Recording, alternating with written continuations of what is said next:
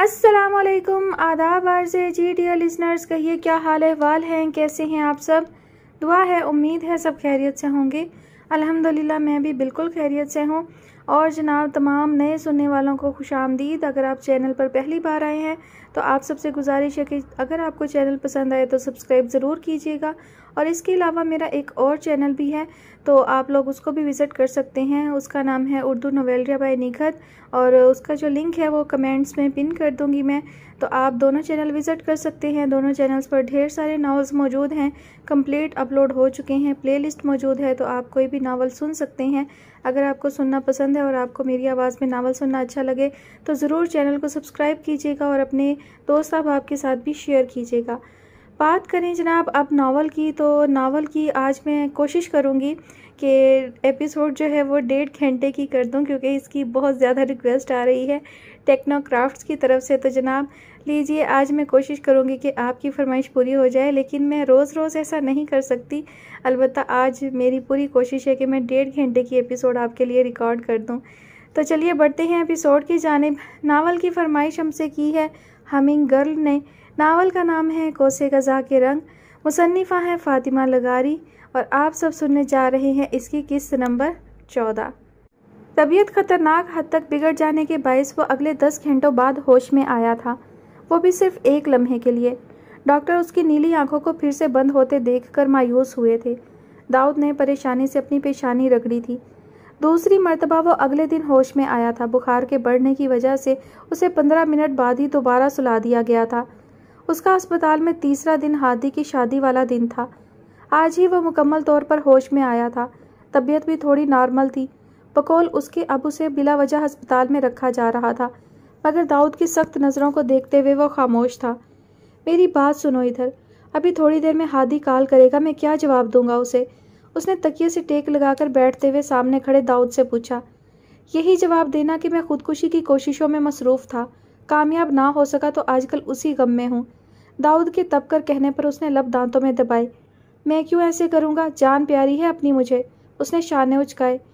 हाँ वो तो मैं देख रहा हूँ तुम्हें अपनी जान कितनी प्यारी है। उसके तंजिया कहने पर अयाद ने पहले अपने हाथ में लगी ड्रिप को देखा, फिर दवाइयों की महक से महकते पूरे कमरे को। वाकई उसे अपनी जान से बहुत प्यार था। दाऊद ठंडे दिमाग से सोचो, मैं ठीक हो गया हूँ थोड़ा सा, हम हॉस्टल चलते हैं। हादी वीडियो कॉल करेगा, अस्पताल में मुझे देखकर सब परेशान हो जाएंगे, समझो। उसने मासूमियत से पलकें झपकाईं। चुप, बिल्कुल चुप, आवाज़ ना आए अब, वरना अभी सबको फ़ोन करके तुम्हारी हरकत का बता दूंगा। दाऊद की धमकी पर वो ज़ेरे लब बड़बड़ाकर रह गया। वो खामोशी से उसे घूर रहा था, जो अब बाएं हाथ से बेड पर बिछी सफ़ेद चादर पर लकीरें खींच रहा था। उसके मोबाइल के थरथराने की आवाज़ ने कमरे में छाए सकूत को तोड़ा। उसका हरकत करता हाथ थमा। निगाह उठाकर उसने दाऊद को देखा, जो साइड टेबल से उसका मोबाइल उठा रहा था। हादी की कॉल है, वीडियो कॉल। मुझे क्यों बता रहे हो अब? उसने सर झटका। रुको, मैं उसे कहता हूँ वॉइस कॉल करे। वो दाऊद की बात अनसुनी करता वापस अपने काम में मशगूल हो गया। बेड की सफ़ेद चादर पर टेढ़ी मेढ़ी लकीरें खींचते हुए वो एक लम्हे के लिए रुका। सर उठाकर बगौर उन लकीरों को देखा। अन्ना, वो ज़ेरे लब बड़बड़ाया। नीली आंखों में कर्ब नज़र आने लगा था। निचला होंठ बुरी तरह से दांतों तले आकर कुचला गया था। खिड़की से बाहर स्याह बादल खामोश खड़े थे, वीरान से। पुररौनक सी हवेली को हमेशा की तरह भरपूर तरीके से सजाया गया था। बर की जुगनुओं ने जगमगाकर हर आने वाले को एक ख़ास पैगाम दिया था। हमारे माशरे में बहुत कम लोग ऐसे होते हैं जो दिल के साफ़ हों, दिखावे और बुग़्ज़ से कोसों दूर। अक्सर घरों में ये किया जाता है कि किसी के मरने के कई कई माह बाद तक कोई खुशी घर में नहीं मनाई जाती। हत्ता कि ईदैन में भी सोग का सा माहौल बना हुआ होता है, जबकि शरीयत में यह है कि सोग सिर्फ 3 दिन का होना चाहिए। 3 दिन से ज़्यादा अपने घर में सोगज़दा माहौल बनाकर रखना, किसी को हंसने ना देना, स्याह और सफ़ेद कपड़े पहनना, ये सब अजीब व गरीब रस्में होती हैं जिनसे इस हवेली के मकीन कोसों दूर थे। इस वक्त भी शादी में शिरकत करने वाले बेशतर अफराद मुख्तलिफ तरह की बातें बनाने में मसरूफ़ थे और वह सब उनको एक कान से सुनकर दूसरे से निकालने में। फूलों से सजे स्टेज पर 2 बड़े सोफ़े रखे गए थे। एक सोफ़े पर साले और अनीसा बैठे थे, जिनका निकाह थोड़ी देर पहले ही हुआ था। सुर्ख रंग के अरूसी जोड़े में मलबूस आज भी अपनी मासूमियत की वजह से सबकी नज़रों का रुख उसकी तरफ था। उसके बराबर में बैठा साले सफ़ेद शेरवानी पहने मुस्कुराते हुए एहतशाम से कोई बात कर रहा था। दूसरे सोफ़े पर बैठा हादी स्याह शेरवानी पहने बार बार हाथ में पकड़े मोबाइल में आती कॉल काट रहा था। लड़कियों के जमघट में संभल कर कदम उठाती अनादिया को देखकर उसने मोबाइल साइलेंट पर लगाकर साइड पर रख दिया था। हल्के गुलाबी रंग की पाँव तक आती फ्राक पहने, जिस पर बारीक मोतियों से नफीस सा काम हुआ था। सर पर दुपट्टा सेट किए वो नजरें झुकाकर चलती हादी को मुस्कुराने पर मजबूर कर गई थी। उसके स्टेज के करीब आने पर हादी उठ खड़ा हुआ था। नजरें नीचे जनाब। बराबर में खड़े हारिस ने सरगोशी की। मेरी ही है, उसके ढिठाई से कहने पर हारिस ने उसका कान पकड़कर मरोड़ा था। अल्लाह अल्लाह चाचू, अब तो मेरी शादी हो रही है, अब तो छोड़ दें ये काम, उसने कान से हिलाते हुए कहा। वो अब स्टेज पर चढ़ रही थी। हादी सबकी घोरियों को नज़रअंदाज करता आगे बढ़ा था। अपना हाथ अनादिया के आगे किया था। थाम लो, गिर जाओगी, उसने अनादिया के चश्मे की गैर मौजूदगी पर चोट की थी। अंधी नहीं हूँ, वो बड़बड़ाई थी। मोहतरमा सब देख रहे हैं। वो दांत पीसती उसके हाथ पर अपना हाथ रख गई थी। बहुत लंबी उड़ान भर रहे हैं आप हादी भाई। उसके स्टेज पर बैठने के बाद मोहम्मद और उर्वा कहीं से बरामद हुई थी। उर्वा ने स्याह रंग की पाँव को छूती फ्राक पहनी हुई थी। कुछ बालों को क्लिप के जरिए कंधे पर डाला हुआ था, कुछ कमर पर बिखरे थे। मोहम्मद ने गुलाबी जोड़ा जेबतन किया था। बालों को उर्वा की तरह सेट किए वो हमेशा की तरह मासूम दिख रही थी। मैंने क्या किया? अल्लाह अल्लाह, इतनी मासूमियत भाई। मोहम्मद ने आगे होकर उसका चेहरा देखा। मैं बस अम्मी की बात सुनाऊं, वो बुला रही हैं, फिर आकर आपको पूछती हूँ। उर्वा मुस्कुराहट दबाती अपनी फ्राक को संभालती स्टेज से उतर गई। आप जनाब के क्या इरादे हैं? हादी मोहम्मद के कान के पास झुका। ज़रा सामने बैठे दुल्हा दुल्हन को भी अपने दीदार का शर्फ बख्शें। मोहम्मद उसकी बात का मफहूम समझकर मुस्कुराहट दबा गई। मेरे इरादे अभी यहीं बैठने के हैं, उनके पास भी जाऊंगी, लंबी रात है, रुके ज़रा। वो सोफे के बाजू पर टिक कर बैठ गई। हादी ने मुंह बसोर कर उसे देखा, फिर उसके कान खींचे थे। बहुत तेज़ हो रही हो। आपका असर है, उसने ज़ुबान निकालकर उसे चिढ़ाया था। वो हंस दिया। फुफ्फो, खंसा साइड पर खड़ी फ़ोन पर किसी से बात कर रही थी जब पीछे से उर्वा की आवाज़ सुनाई दी। हाँ कहो। वो मोबाइल कान से लगाए पलटी। अम्मी बुला रही हैं आपको, स्टेज के पास खड़ी हैं, उसे मुस्कुराते हुए इतला दी। खंसा ने सर हिला दिया। अयाद 2 मिनट रुको, मैं आती हूँ। उसने चौंक कर खंसा को देखा था जो अब मोबाइल उसकी तरफ बढ़ा रही थी। अयाद है, उसे ज़बरदस्ती मोबाइल पकड़ाती वो वहाँ से चली गई। उसने मोबाइल की रोशन स्क्रीन को देखा जहाँ अभी कॉल चल रही थी। कॉल काट दूँ? निचला होंठ दांतों में दबाकर सोचा। दूसरी तरफ बेड पर बैठा अयाद मोबाइल कान से लगाए अब उसके बोलने का मुंतज़िर था। आखिर हिम्मत करके उसने मोबाइल कान से लगाया। अस्सलामुअलैकुम। गैर महसूस तरीके से उसकी आवाज़ सुनकर अयाद के लबों पर मुस्कुराहट रेंग गई थी। वालेकुम अस्सलाम। उसकी आवाज़ से झलकती नकाहत को महसूस करके वो चौंकी थी। कैसी हो? उसके अगले सवाल पर उसे अपने अब तक के बनाए तमाम प्लान्स याद आए थे। मैं उससे बात नहीं करूँगी, उसने खुद को याद दिलाया। आपको किससे बात करनी है? उसके सवाल पर अयाद के माथे पर बल पड़े थे। वो एकदम सीधा हुआ। दाऊद ने उसे इशारे से आराम से उठने का कहा। आपको किससे बात करनी है? वो उसकी तरफ से जवाब ना पाकर अपना सवाल दोहरा रही थी। आपसे, मुस्कुराकर कहा गया था। दिल एकदम ज़ोर से धड़का था। वो बमुश्किल खुद से किया गया वादा खुद को याद दिलाने लगी। मैं हर ऐरे गहरे से बात नहीं करती। काफ़ी हिम्मत जमा करके उसने कहा था। मुझे ऐरा गहरा कह रही हैं? वो भवें इकट्ठी किए पूछ रहा था। जी, इस वक्त मैं आपसे ही बात कर रही हूँ तो आपको ही कहूँगी ना। उसने मासूमियत से पलकें झपकाईं। जिस दिन ये ऐरा गहरा अचानक तुम्हारे सामने आ गया उस दिन अपना सब कुछ मान लोगी इसे? वो एक लम्हे के लिए रुकी थी। मैं तुझसे क्या कहूँ ए हमनशी, हैं तवील जाना हिकायतें। आप आ रहे हैं? उसने गला तर करते हुए पूछा। नहीं, ऐसे ही कह रहा था। वो सर झुकाकर मायूसी से मुस्कुरा दी, फिर कुछ याद आने पर सर उठाया। मेरी बात सुने, आज मेरी 2 बहनों की शादी है। मैं बिल्कुल फारिग नहीं हूँ कि किसी अजनबी से बात करूँ बैठकर। आप बता दें आपको किससे बात करनी है, मैं करवा देती हूँ। अयाद उसकी संजीदगी पर मुस्कुराया था। दाऊद अब मशकूक निगाहों से उसे देख रहा था। हादी से बात करवा दो, वो मोटा काल नहीं उठा रहा। क्यों, नाराज़ हैं? वो जो अभी कह रही थी कि फारिग नहीं हूँ, अब खुद बात बढ़ा रही थी। हाँ, उसे मनाकर मेरी बात करवा दो उससे। उसने समझकर सर हिलाया, फिर जाने के लिए मुड़ी। सुनो, उसकी पुकार पर उर्वा के बढ़ते कदम थमे। अच्छी लग रही हो। उसने चौंक कर इर्द गिर्द देखा था, वो कहीं नहीं था। फिर आपने पिक्स देखी? उसके माथे पर बल पड़े। हाँ, वो फिर से मुस्कुराया था। दाऊद अब खिसक कर आगे हुआ था। उस लड़के के दिमाग पर तो चोट नहीं आ गई कोई? मशकूक निगाहों से उसे देखते हुए वो बड़बड़ाया था। अयाद, ये गलत बात है। वो मिनमिनाई। क्या पिक्स देखना या सिर्फ मेरा तुम्हें देखना, तुम्हारा मुझे ना देख पाना? उसके शरारतन पूछने पर वो गड़बड़ाई थी। آپ کی بات کرواتی ہوں بھائی سے۔ وہ فوراً اسٹیج کی طرف بڑھی تھی۔ آج سال بعد اسے بات کرتے ہوئے جہاں وہ خوش تھی، وہیں اس کے اچانک بدلے رویے پر حیران بھی۔ ہادی بھائی، آپ کی فرسٹ وائف کا فون ہے۔ اس کی تیز آواز پر سب نے چونک کر اسے دیکھا تھا، جو ہادی کی طرف موبائل بڑھا رہی تھی۔ ہادی نے گڑبڑا کر اسے دیکھا، پھر فون اس سے لے لیا۔ السلام علیکم ایاد۔ سب کو ڈھارس ملی تھی۔ وہ اب مسکراہٹ دباتے ہوئے اسٹیج سے اتر رہی تھی۔ دوسری طرف ایاد بھی اس کی حرکت پر دلکشی سے مسکرایا تھا۔ بادلوں کے پیچھے چھپا چاند اب سامنے آ گیا تھا۔ ٹمٹماتے ستارے ٹھنڈی ہوا کے ساتھ اٹکیلیاں کھیلنے میں مصروف تھے۔ رات گزر رہی تھی، گہری سیاہ رات۔ 1 سال بعد رات کا اندھیرا چھوٹتے ہی سورج منڈیر پر بیٹھ کر ہر آنے جانے والے کو تک رہا تھا۔ بھیگی سڑکیں گزشتہ رات ہونے والی بارش کی خبر سنا رہی تھی۔ لوگوں کے قدموں کی چاپ، سڑک سے گزرتی گاڑیاں، روشن آسمان، سب معمول کے مطابق تھا۔ وہ آفس جانے کے لیے تیار ہو کر سنگھار میز کے سامنے کھڑے ہو کر ایک آخری نظر خود پر ڈال رہا تھا۔ سیاہ کوٹ پینٹ میں ملبوس، بالوں کو سلیقے سے سیٹ کیے، کلائی پر سیاہ گھڑی باندھے، ہمیشہ کی طرح وہ حشاش بشاش لگ رہا تھا۔ لیکن کچھ کمی تھی۔ ذہن میں خیال آتے ہی لبوں پر شیطانی مسکراہٹ مچلنے لگی۔ وہ دلکشی سے مسکراتے ہوئے پلٹا۔ ایمن کی نفسیاتی اماں، بات سنیے گا ذرا۔ مسکراہٹ دبا کر ہانک لگاتا وہ کمرے سے نکل کر لاؤنج میں آیا۔ ایمن کی نفسیاتی اماں، کہاں ہیں آپ؟ کچن سے آتی مرحا کو نظر انداز کرتے ہوئے اس نے صوفے پر بیٹھ کر 10 ماہ کی ایمن کو گود میں لیا۔ سعد، میری بیٹی کے سامنے مجھے نفسیاتی مت کہا کرو، اس نے چمٹا سعد کو دکھاتے ہوئے چبا چبا کر کہا۔ اور تم جو میری بیٹی کے سامنے مجھے نقلی وکیل کہتی ہو؟ اس نے گود میں بیٹھی ایمن کے گال چومتے ہوئے جتاتی نظروں سے اسے دیکھا۔ میں بتا رہی ہوں، میں سر پھاڑ دوں گی تمہارا، وہ دبا دبا سا چلائی۔ میری بیٹی کے سامنے اس کے باپ کو مارنے کی دھمکی دے رہی ہو؟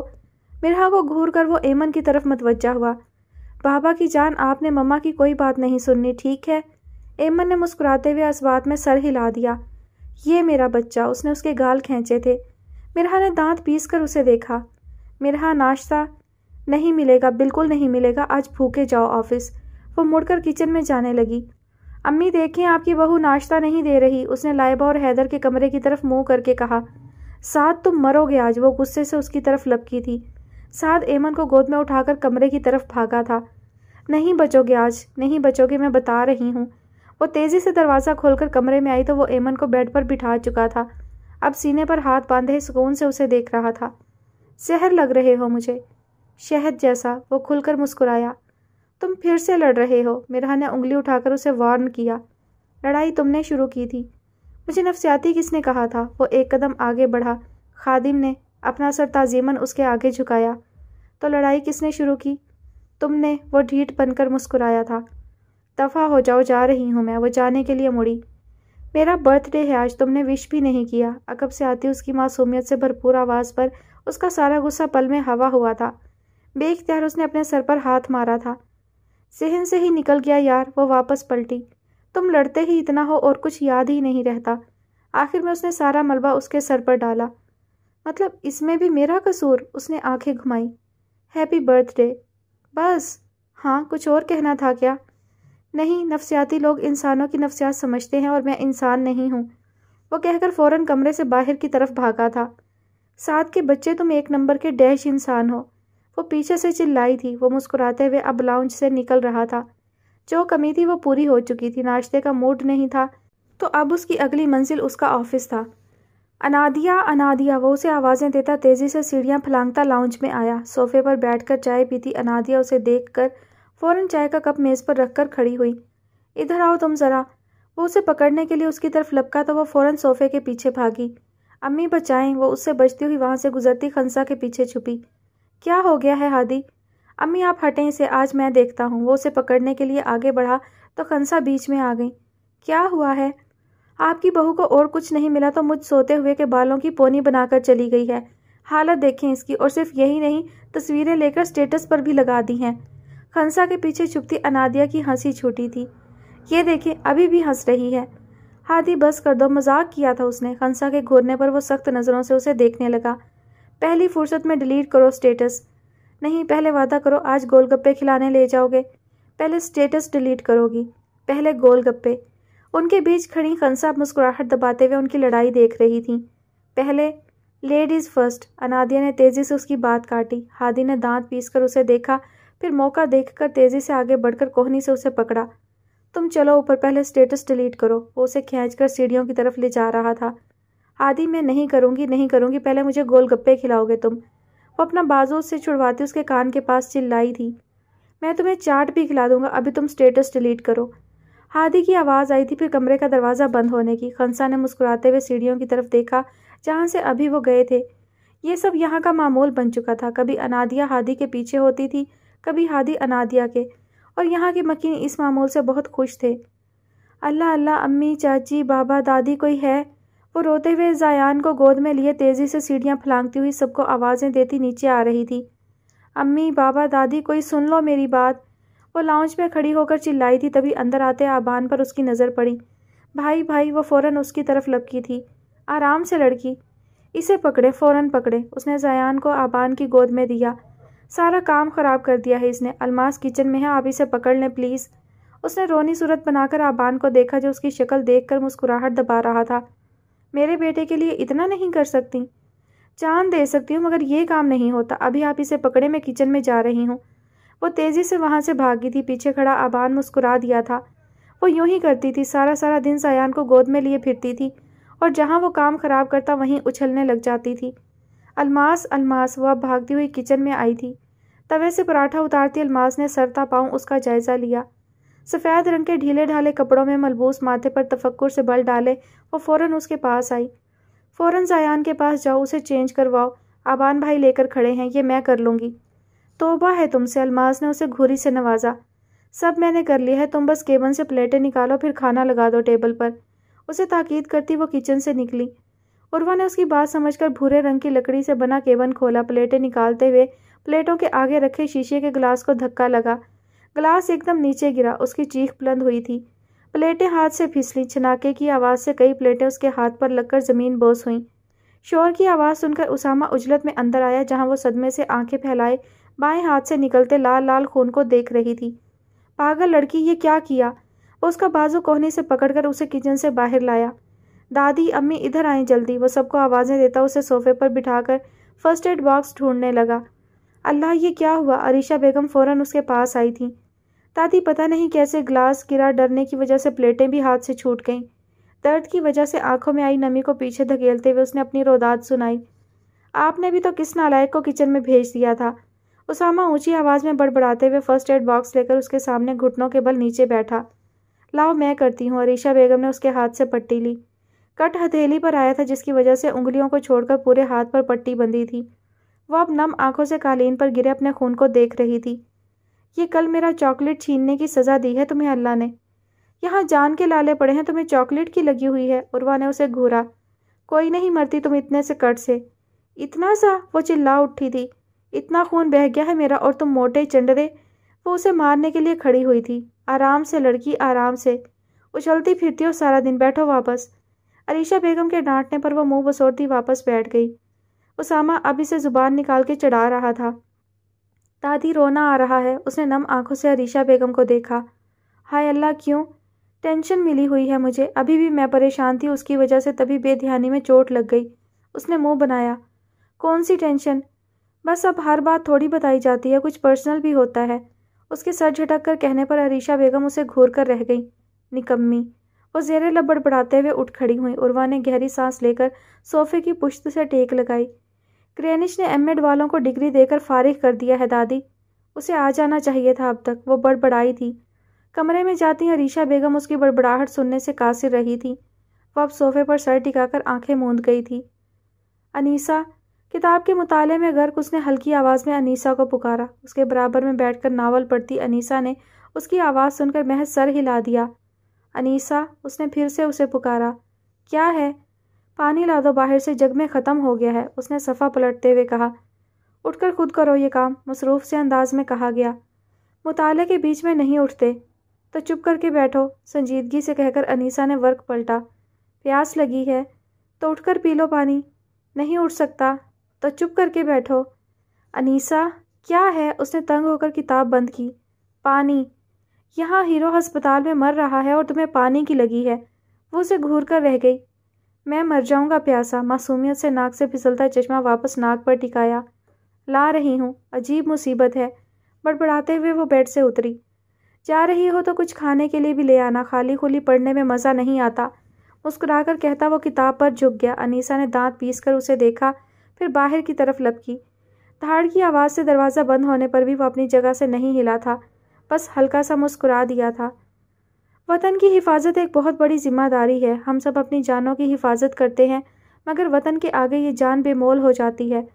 जानते हो, खुश नसीब होते हैं जिन्हें ये ज़मीन अपने लिए चुनती है। फ़ौज में आने का फ़ैसला आप नहीं करते, ये ज़मीन करती है। आप तो बस इस ज़मीन की पुकार पर लब्बैक कहते हैं। उस ऊंची इमारत को सर ऊपर उठाकर देखा जाए तो यह इमारत आसमान को छूती हुई दिखाई देती है। स्याह रंग की गाड़ी इमारत के अंदर दाखिल हुई। गाड़ी का दरवाज़ा खुला, कोई गाड़ी से उतरा और राहदारी की तरफ बढ़ा। इस 1 साल में आप सबकी बेहतरीन कारकर्दगी की बिना पर आपको एक अहम फरीज़ा सौंपा जा रहा है। समझ लें, ये ज़मीन आपको बुला रही है। शोहदा अपना इंतकाम चाहते हैं, कानून मुजरिमों का हिसाब लेना चाहता है। सिर्फ आप सबका इंतज़ार है। हील की टक-टक की आवाज़ राहदारी में छाए सकूत को तोड़ रही थी। काले रंग की सैंडल में मकीद दूधिया पाँव सुरमई रंग के लोहे के दरवाजे के सामने रुके। हमारे मुल्क के माहिर इंजीनियर्स में से एक शहरयार सुल्तान, जिनका कत्ल आज से 2 साल 3 माह पहले हुआ। जावेद हैदर, फरिश्ता सिफ्त इंसान, एक माहिर सर्जन जो आज से 2 साल पहले मारे गए। उनके बाद मारूफ बिजनेसमैन यावर जहांगीर, 2 साल 2 माह पहले उनका कत्ल हुआ। कत्ल का तरीका सबका एक सा था, सबको गला दबाकर मारा गया है। इस सब के बाद उन 3 लोगों के कत्ल की मालूमात इकट्ठी करने वाला वतन का दलेर जांबाज मुस्तफ़ा हैदर अपने 2 साला फरीज़े को अंजाम पर पहुंचाते हुए कल शहीद कर दिया गया है। ये वक्त है हमारे शोहदा के इंतकाम का। ये सरजमीन अपने लोगों को कभी लावारिस नहीं छोड़ती, भले वो सड़क किनारे बैठा वकील हो या एक बिजनेसमैन। लिफ्ट के नीचे आते ही सुरमई रंग का दरवाज़ा खुला। उसके अंदर दाखिल होते ही दरवाज़ा बंद हुआ। लिफ्ट ऊपर जाने लगी। आर्यन अहमद, हसान और दुरान शहरयार, ये अहम फरीज़ा तुम तीनों को दिया जाता है। लिफ्ट रुकी, दरवाज़ा खुला। हेल की टिक टिक की आवाज़ राहदारी में सुनाई देने लगी। सर, हम 3 हैं, हम में चौथा कौन है? चौथा खुद आएगा। सफ़ेद रंग के दरवाजे के आगे उसके कदम थमे। दरवाज़ा खुला, वो अंदर दाखिल हुई। अंदर खड़े सब नफूस ने मुड़कर उसे देखा था। मेज़ के पास खड़े आर्यन की आंखें हैरत से फैली थीं। स्याह जीन्स पर स्याही लॉन्ग कोट पहने, सफ़ेद हिजाब ओढ़े, सब्ज आंखों से कमरे का जायज़ा लेती वो मिशल थी, मिशल आलम शाह। आपके पहले मिशन की command miss Mitchell संभालेंगी। As your order commander. उसने ताज़ीमन सर झुकाया। मुंह बंद कर साले, मक्खी चली जाएगी। हसान ने उसके कान में सरगोशी की। वो हनूज मिशल को तक रहा था, जो अब जताती नज़रों से उसे देख रही थी। अबे लड़की, पहली दफ़ा देखी है क्या? शर्म कर, कमांडर है हमारी। हसान फिर से किसी मक्खी की तरह उसके कान में भिनभिनाया था। अगर ये हमारी कमांडर है तो इस सरजमीन का अल्लाह ही हाफिज़ है। वो ज़ेरे लब बड़बड़ाया था। कुछ कहा आपने अहमद? वो मासूमियत से पलकें चिपकाती उससे पूछ रही थी। जी, अल्लाह आपको लंबी ज़िंदगी दे कमांडर, उसने गड़बड़ाकर कहा। हसान ने हैरत से उसे देखा, जबकि मिशल ने मुस्कुराहट दबाई। हसान ने मेरा गला दबा दे, मैंने अपनी ज़िंदगी का गला घोंटने वाली दुआ कर ली यार। उसने रोनी सूरत बनाई। चुप कर जा फ़िलहाल, कमांडर हमारा गला दबाने के लिए तैयार हैं। उसने आर्यन को कोहनी मारी थी। वो मुँह ही मुँह में अस्तगफिरुल्लाह का विर्द कर रहा था। मिशल उन दोनों की हरकतों से महजूज होती अब ऑफिसर्स की बात सुन रही थी। और ये आखिरी भारी भरकम बैग अंदर रख कर वो सोफे पर ढहसा गया था। ये एक छोटा सा अपार्टमेंट था जहाँ से उन्होंने अपनी तमाम कार्रवाइयाँ करनी थीं। शहरयार को सामान उठाने का कहकर वो सब अंदर आ गए थे और वो बेचारा अब उन सबके भारी भरकम बैग उठाकर हलकान हो रहा था। लाउंज के वस्त में खड़ा आर्यन घूम घूम कर पूरे अपार्टमेंट का जायज़ा ले रहा था। किचन में खड़ा हसान आस्तीनें चढ़ाकर मैदान में आने की तैयारी कर रहा था और मिशल वो लाउंज के वस्त में खड़े आर्यन को घूर रही थी। भाई लोगों, ये सामने वाला कमरा मेरा है। आर्यन ने कमरे की तरफ इशारा किया। सबने नज़रें उठाकर उसे देखा। पूरे 3 कमरे हैं, सामने वाला मेरा, उसके बराबर वाला तुम्हारा और हसान का, और इस तरफ वाला शहरयार और अमान का। सबने चौंक कर मिशल को देखा। कमांडर, ये अमनो अमान कौन है? आर्यन ने जल भुनकर पूछा। मिशल ने मुस्कुराते हुए कमरे के दरवाजे पर खड़े एक नौजवान लड़के की तरफ इशारा किया। नीले रंग की पैंट शर्ट में मलबूस मुस्कुराकर हाथ हिलाता वो नमूना, जिसकी दाढ़ी की गैर मौजूदगी पर आर्यन ने उसे छिला हुआ आलू का लक़ब दिया था। मैं हैकर हूँ, मतलब तुम सब जब अपने हथियारों से दुश्मन के साथ लड़ोगे तो मैं अपने कंप्यूटर की मदद से तुम्हारी मदद करूँगा। उसके मुस्कुराकर कहने पर आर्यन ने आंखें घुमाई। कमांडर, जो बंदा हमारी मदद भी किसी और की मदद से करेगा वो हमारे साथ कैसे चल सकता है? मिस्टर आर्यन अहमद, तुम अगर यूनिवर्सिटी से भागे ना होते تو آج یہ بات نہ کہتے۔ مشل کے طنز پر سب نے حیرت سے آریان کو دیکھا جو حیرت سے مشل کو تک رہا تھا۔ اسے کیسے پتا چلا وہ یونیورسٹی سے بھاگا تھا؟ اوئے تم بھگوڑے ہو؟ شہریار اٹھ کر اس کے پاس آیا۔ مشل اب مسکراتے ہوئے کمرے میں جا رہی تھی۔ آریان نے دانت پیس کر اس کی پشت کو دیکھا۔ ہاں میں بھگوڑا ہوں اور ہماری کمانڈر ڈاکو، وہ زیر لب بڑبڑایا۔ حسان اب کھانا پکانے میں مصروف تھا۔ امان واپس اپنے کمرے میں جا چکا تھا۔ آریان صوفے پر ڈھہ گیا تھا اور شہریار وہ آریان کے سر پر کھڑا اسے یونیورسٹی سے بھاگنے کا قصہ اگلوانے کی تگودو میں تھا۔ رات کے اندھیرے میں چپکے سے ہوتی ہلکی ہلکی بوندا باندی میں بھیگتی سڑک پر وہ دونوں دھیرے دھیرے قدم بڑھا رہے تھے۔ سیاہ جینس پر سفید شرٹ اور سیاہ جیکٹ پہنے ہادی افندی اور اس کے برابر میں سیاہ عبائے میں ملبوس سکارف اوڑھے مسز ہادی۔ اندھیرا ہونے اور سڑک کے خالی ہونے کی وجہ سے وہ نقاب ٹھوڑی پر ٹکا چکی تھی۔ ایک ساتھ قدم اٹھاتے ہوئے وہ دونوں برستی بارش کے خوبصورت منظر کا حصہ لگ رہے تھے۔ انادیہ یار کیا بچوں والی ضد ہے، اس وقت اس بارش میں تمہیں گول گپے کہاں سے ملیں گے؟ اس نے بے بسی سے گردن ترچھی کر کے اسے دیکھا۔ میں پچھلے 2 دنوں سے کہہ رہی تھی تمہیں مگر نہیں سنتے ہو میری، اب چپ کر کے چلو۔ انادیہ کے گھورنے پر وہ سر جھٹک کر چلنے لگا۔ تمہیں ٹھنڈ لگ گئی تو؟ وہ اب معصومیت سے پوچھ رہا تھا۔ تمہیں لگتا ہے میں تمہاری ان مکھن لگی چکنی باتوں میں آ جاؤں گی؟ کوئی نہیں لگتی ٹھنڈ۔ ہادی اس کے جواب پر دانت پیس کر رہ گیا۔ خاصی کوئی فیلنگ لیس لڑکی ہو، وہ زیر لب بڑبڑایا۔ تم یہ بات مجھے اس 1 سال میں اچھی طرح سے بتا چکے ہو، بلکہ روز بتاتے ہو۔ اثر نہیں ہوتا پھر بھی۔ پانی کی ایک بوند اس کے ناک پر گری۔ ہادی تم لڑ رہے ہو، اسے آگاہ کیا گیا۔ وہ خاموشی سے لب بھینچ گیا۔ بارش پڑ رہی تھی، وہ دونوں اب بھیگنے لگے تھے۔ انادیہ کی ضد پر وہ چھتری بھی نہیں لایا تھا۔ یوں ہی خاموشی سے چلتے ہوئے وہ کسی احساس کے تحت ٹھٹکا تھا۔ گردن ترچھی کر کے اسے دیکھا جو اپنے کپکپاتے لبوں کو بھینچتے ہوئے ٹھنڈے پڑتے ہاتھ رگڑ رہی تھی۔ وہ ہلکا سا مسکرا دیا تھا۔ کسی نے کہا تھا اسے ٹھنڈ نہیں لگتی۔ مسکراہٹ دباتے ہوئے وہ اپنی جیکٹ اتار رہا تھا۔ انادیہ نے منہ بسور کر اسے دیکھا۔ انسان ہوں میں بھی، بس تھوڑی شوخی ہو گئی تھی۔ اس کے شانے اچکا کر کہنے پر وہ ہنس دیا، پھر رک کر اپنی جیکٹ اس کے شانوں کے گرد پھیلائی۔ تم ہیرو بننے کی کوشش کر رہے ہو؟ ہاں کیونکہ میں ہیرو ہی ہوں، ایک محافظ ہیرو ہی ہوتا ہے روحم۔ وہ دلکشی سے مسکرایا تھا۔ انادیہ نے بغور اس کی مسکراہٹ کو دیکھا تھا۔ دل موہ لینے والی، دلکش۔ ہادی نے اس کے کھوئے کھوئے انداز میں خود کو دیکھتا پایا تو جھک کر اس کے آگے چٹکی بجائی۔ وہ گڑبڑا گئی۔ وہ تمہیں ٹھنڈ لگ جائے گی ایسے، گھر چلیں، بارش بھی تیز ہو رہی ہے۔ اس نے سر اٹھا کر آسمان کو دیکھا۔ پانی کی کئی بوندیں اس کے چشمے کو بھگو گئیں۔ ہادی نے ہاتھ بڑھا کر اس کا چشمہ اتارا۔ چشمے کے بنا گھر واپس جا سکو گی؟ اندھی نہیں ہوں، اس نے تپ کر جواب دیا تھا۔ ہاں اندھا تو ہوا تھا میں کسی کی محبت میں۔ اس کے معنی خیز انداز میں کہنے پر انادیہ نے بھویں اکٹھی کر کے اسے دیکھا۔ کیا کہنا چاہ رہے ہو؟ کچھ نہیں، اس نے لاپرواہی سے کندھے اچکائے۔ چلو واپس چلتے ہیں، تمہارے گول گپے پھر کبھی سہی۔ اس کے شانے پر بازو پھیلاتے ہوئے وہ مسکرا کر چلنے لگا۔ زیادہ پھیلنے کی ضرورت نہیں ہے۔ اس کے گھورنے کا اثر لیے بنا وہ ہنوز اس کے ساتھ قدم بڑھا رہا تھا۔ سڑک کے دونوں اطراف میں موجود روشنی سے روشن گھروں سے آتی مدھم روشنی کی مدد سے وہ راستہ تعین کرتے ہوئے چل رہے تھے جب ہادی کو شرارت سوچی۔ شعر سنو، ارشاد، تمہارے ساتھ کسی کو نہیں سوچا، بڑے خیال سے رکھا ہے تمہیں خیالوں میں۔ ہادی تم پاگل ہو، وہ ہنستی تھی۔ وہ بھی سر جھکا کر ہنس دیا تھا۔ اس نے مسکراتے ہوئے گردن ترچھی کر کے ہادی کو دیکھا، پھر دونوں ایک دوسرے کو دیکھ کر ہنس دیے تھے۔ مان لو ہم دونوں پاگل ہیں، تم نے مجھے پاگل کر دیا ہے۔ ہاں جیسے تم نے مجھے۔ ان کی آوازیں اب دور جا رہی تھیں۔ بارش کا شور بڑھ رہا تھا، بادل پوری قوت سے برس رہے تھے۔ بستر پر مسلسل کروٹیں بدلنے سے جب وہ تھک گیا تو اٹھ کر کمرے سے باہر آ گیا۔ پورا لاؤنج اندھیرے میں ڈوبا ہوا تھا۔ باہر تیز بارش ہو رہی تھی مگر اپارٹمنٹ بند تھا، تبھی اندر درجہ حرارت نارمل تھا۔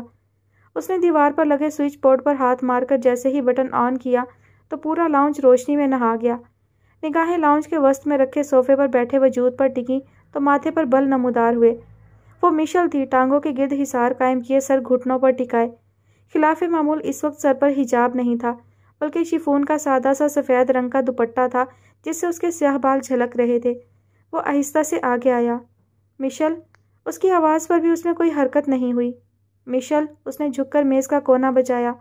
مشل نے ایک دم چونک کر سر اٹھایا۔ اس کی آنکھیں لال ہو رہی تھیں، سبز آنکھوں میں تیرتی نمی اور وہ لالی عجیب سا عنصر پیدا کر رہی تھی۔ وہ اس کی آنکھوں کو دیکھتے ہوئے سیدھا کھڑا ہوا۔ کیا ہوا، یہاں کیا کر رہی ہو رات کے اس وقت؟ اس کے سوال پر وہ کم فہمی سے ارد گرد دیکھنے لگی۔ وہ شاید نیند میں تھی یا شاید صدمے میں، مگر کس بات کے؟ کیا وہ رو رہی تھی؟ مگر کیوں؟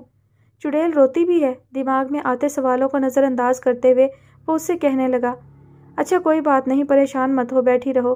مشل اب بھی ہنوز اسے دیکھ رہی تھی، اس کی آنکھوں میں موجود تاثر کو وہ سمجھ نہیں پایا تھا۔ تم کیا کر رہے ہو یہاں؟ آخرکار اس نے آریان کا اندازہ غلط ثابت کر دیا، وہ گونگی نہیں تھی۔ مجھے نیند نہیں آ رہی تھی تو میں چائے بنانے آ گیا، تم پیو گی؟ وہ اس سے پوچھتے ہوئے لاؤنج سے جڑے کچن کی طرف بڑھا۔ وہ اب کافی حد تک خود کو سنبھال چکی تھی۔ ہاں بنا دو، دوستانہ انداز میں کہتے ہوئے اس نے صوفے کی پشت سے ٹیک لگائی۔ وہ اب ساس پین نکال کر چولہے پر رکھ کر شرٹ کے کف مروڑ رہا تھا۔ سنو، تم چائے بنانے لگے ہو یا بکرا ذبح کرنے؟ اس کے مسکرا کر پوچھنے پر وہ بھی مسکرا دیا۔ میں کسائی نہیں ہوں کمانڈر، تم مجھے مشل کہہ سکتے ہو، اس کے دھیمی آواز میں کہنے پر آریان نے نگاہ اٹھا کر اسے دیکھا۔ دونوں کی نظریں ملی تھیں۔ آریان نے نگاہیں پھیرنے سے نظروں کا ارتکاز توڑا۔ یہ آفر بس ابھی کے لیے قبول کر رہا ہوں۔ وہ اب کیبن سے کپ نکال رہا تھا۔ احمد، تمہاری فیملی میں کتنے لوگ ہیں؟ وہ بند مٹھی پر تھوڑی ٹکائے پوچھ رہی تھی۔ شفون کا دوپٹہ سر سے پھسل کر شانوں پر آ گرا تھا۔ جوڑے سے نکلتی لٹیں چہرے کے دائیں بائیں جھول رہی تھیں، سیاہ اور گھنے بال۔ اور یہ بات میں ایک ٹوپی چور کو کیوں کر بتاؤں؟ وہ بے اختیار ہنس دی تھی۔ ہنسنے سے اس کے بائیں گال پر گڑھا بنا تھا۔ آریان نے ایک نظر اس گڑھے پر ڈالی، پھر چائے کپ میں ڈالنے لگا۔ تم اپنی کیپ کو بھولے نہیں؟ نہیں، وہ میرے لیے بہت خاص تھی۔ اس کے گہری سانس لے کر کہنے پر مشل نے سوالیہ نظروں سے اسے دیکھا۔ کیوں؟ آریان نے ایک نظر اس پر ڈالی، پھر چائے کے کپ ہاتھوں میں لیے کچن سے نکل کر اس کے پاس آیا۔ ایک کپ اسے پکڑایا اور دوسرا میز پر رکھتے ہوئے اس کے سامنے رکھے صوفے پر بیٹھا۔ کیونکہ وہ میں نے خود چوری کی تھی ڈمپل لیڈی، اس کے سنجیدگی سے کہنے پر مشل نے حیرت سے منہ کھول کر اسے دیکھا۔ سبز آنکھیں پھیل گئی تھیں۔ کس کی ہے وہ؟ ہسانے کی۔ وہ مسکرا دیا۔ میں سمجھی تمہاری ہے، اس نے منہ بسورا۔ چوری کر لی میں نے، مطلب میری ہوئی، مگر اب وہ ایک ڈاکو کے پاس ہے، مجھے افسوس ہے۔ اس نے چائے کا کپ میز سے اٹھا کر ہاتھ میں پکڑتے ہوئے صوفے سے ٹیک لگائی۔ میں ڈاکو ہوں تو تم چور ہو؟ کیوٹ چور نا، اس نے مسکراہٹ دبائی۔ خوش فہمیاں، مشل نے آنکھیں گھمائیں۔ نیند آ جائے گی تمہیں چائے پی کر، یا ساری رات لاؤنج میں گزارنے کا ارادہ ہے؟ وہ چائے پی کر اب دونوں کپ اٹھا کر کچن کی طرف بڑھ رہا تھا۔ مجھے چائے پی کر زیادہ نیند آتی ہے مسٹر ہیٹ تھیف۔ کپ دھوتے ہوئے وہ اس کی بات سن کر مسکرا دیا تھا۔ تمہیں؟ وہ اب ہاتھ تولیے سے خشک کر رہا تھا۔ عرصہ ہو گیا ہے میری نیند سے ملاقات نہیں ہوئی، اس نے شانے اچکا دیے۔ اب کوئی مشل کو بتاتا کہ وہ چور کے ساتھ ساتھ جھوٹا بھی تھا۔ سارا دن سوتا تھا اور پھر ساری رات بھی سوتا تھا۔ کیوں؟ سنا ہے عشق میں ٹوٹے لوگوں سے نیند روٹ جاتی ہے۔ سنا ہے عشق والے بے خبر نہیں رہتے۔ سچ میں؟ وہ ابرو اٹھائے پوچھ رہی تھی۔ نہیں، یہ عشق اور محبت میرے بس کی بات نہیں، مجھے ڈر ہے میں ہار جاؤں گا۔ وہ مسکرا دیا تھا ہلکا سا۔ ہارنے والے بھی ہارنے سے ڈرتے ہیں، مطلب سب کچھ ہار کر بھی اس کے پاس ہارنے کے لیے کچھ تھا۔ محبت کے بعد مان۔ ہاں، اس کے پاس مان تھا۔ ڈرتے ہو؟ بہت۔ چلو پھر دعا ہے جیت تمہارا مقدر ہو۔ وہ مسکرائی۔ آپ کی اجازت سے اب سونا چاہتا ہوں کمانڈر۔ اجازت ہے۔ وہ ہنس دی۔ آریان کو وہ بدلی سی لگی تھی۔ وہ سخت اور لڑاکا مشل جس سے وہ ملا تھا، یہ لڑکی وہ نہیں تھی۔ اس کے سامنے موجود مشل ہنسنے والوں میں سے تھی، نرم اور نازک سی، زندہ دل۔ آپ بھی سو جائیں، رات کے اس پہر یہاں بیٹھنا ٹھیک نہیں۔ اس کے تفکر سے کہنے پر مشل سر ہلاتے ہوئے اٹھ کھڑی ہوئی۔ آئندہ بھی تنہا یہاں نہ بیٹھنا ٹھیک نہیں لگتا، اس نے سمجھ کر سر ہلا دیا۔ وہ دونوں اب اپنے کمروں کی طرف بڑھ رہے تھے جو ساتھ ہی تھے۔ کمرے کا دروازہ کھولتے ہوئے کچھ یاد آیا۔ وہ مڑی۔ چائے اچھی تھی۔ جانتا ہوں، اس نے مسکراہٹ دبا کر کہا۔ مشل نے آنکھیں گھمائیں۔ شب بخیر ڈمپل لیڈی۔ شب بخیر مسٹر تھیف۔ وہ دونوں اپنے کمروں میں جا چکے تھے۔ برستے بادل آریان کے بدلے رویے پر حیران تھے۔ اگر کوئی بھی اسے دیکھتا تو حیران ہی ہوتا، مگر ان سب کی حیرت زیادہ دن نہیں رہنے والی تھی۔ بارش کے پانی سے دھلی سیاہ سڑکوں پر دوڑتی سیاہ رنگ کی وہ گاڑی تقریباً 10 منٹ بعد اس گھر کے سامنے رکی تھی۔ تھوڑی دیر کے بعد ہی فرنٹ سیٹ کا دروازہ کھلا اور جاگرز میں مکید پاؤں سڑک پر رکھے گئے۔ ہوا کے تیز جھونکے نے آنے والے کا استقبال کیا۔ بادلوں کے ساتھ رقصاں ہوا سے سلامتی قبول کرتے ہوئے آنے والا اب گھر کی طرف بڑھ رہا تھا۔ دروازے پر کھڑا چوکیدار اسے دیکھ کر بے دھیانی میں دروازہ کھولنے کے لیے کھڑا ہوا، پھر ٹھٹک کر رکا تھا۔ پلٹ کر اسے دیکھا اور بار بار دیکھا۔ کچھ ہی دیر بعد وہ نم آنکھوں سے اس سے مل رہا تھا۔ آنے والا چوکیدار کے آنسوؤں کو دیکھ کر مبہم سا مسکراتے ہوئے کچھ کہہ رہا تھا، جس پر چوکیدار بھی مسکرا دیا تھا۔ اور جیسے ایک طویل خزاں کے بعد بہار آتی ہے اور باغ میں گلاب کا پھول کھلتا ہے، مہکتا باغ خوشبوؤں کی نوید سناتا ہے، اور خزاں کی رخصتی پر آنکھیں نم ہوتی ہیں۔ میرے لیے بہار تم ہو، بہار کی آمد تمہاری آمد سے ہے۔ خزاں کے رخصت ہونے کا وقت طویل جدائیوں کے مٹنے کا وقت ہے۔ میرے لیے تم بہار زیست ہو۔ وہ اب سیاہ ہینڈ کیری کو گھسیٹتے ہوئے اندر جا رہا تھا۔ ہوا جوش سے اس کے ارد گرد جھوم رہی تھی۔ سبز پودے سر اٹھا کر اسے دیکھ رہے تھے۔ وہ اب لاؤنج کا دروازہ کھول رہا تھا، خالی اور بے رونق سا خاموشی میں گھرا لاؤنج۔ اس نے ہینڈ کیری دیوار کے سہارے سے کھڑا کر کے رکھا۔ اس کی آمد پر ہر چیز نے سر اٹھا کر اسے دیکھا تھا۔ سیاہ جاگرز میں مکید پاؤں اب سیڑھیوں کو اس کی آمد کی خبر سنا رہے تھے۔ ہر شب جب بادل تھک کر برستے ہیں، ہر صبح جب سورج جھانکا تاکی کرتا ہے، ہوا روز میرے دروازے پر دستک دیتی ہے، تمہاری آمد کی خبر سننا چاہتی ہے۔ ہر روز میں مایوس ہو کر سر جھکاتی ہوں۔ اب آنکھیں تمہیں دیکھنے کے لیے ترس گئی ہیں اور کان تمہیں سننے کے لیے، دل بے قرار ہے۔ اب جدائیوں کو مٹا دو نا، اب لوٹ آؤ نا۔ بھورے ہاتھوں نے کمرے کا دروازہ کھولا تھا۔ ہوا نے اب کھڑکی کے زور سے اندر آ کر اسے ایک بار پھر خوش آمدید کہا تھا۔ جاگرز میں مکید پاؤں دھیرے دھیرے اٹھ رہے تھے۔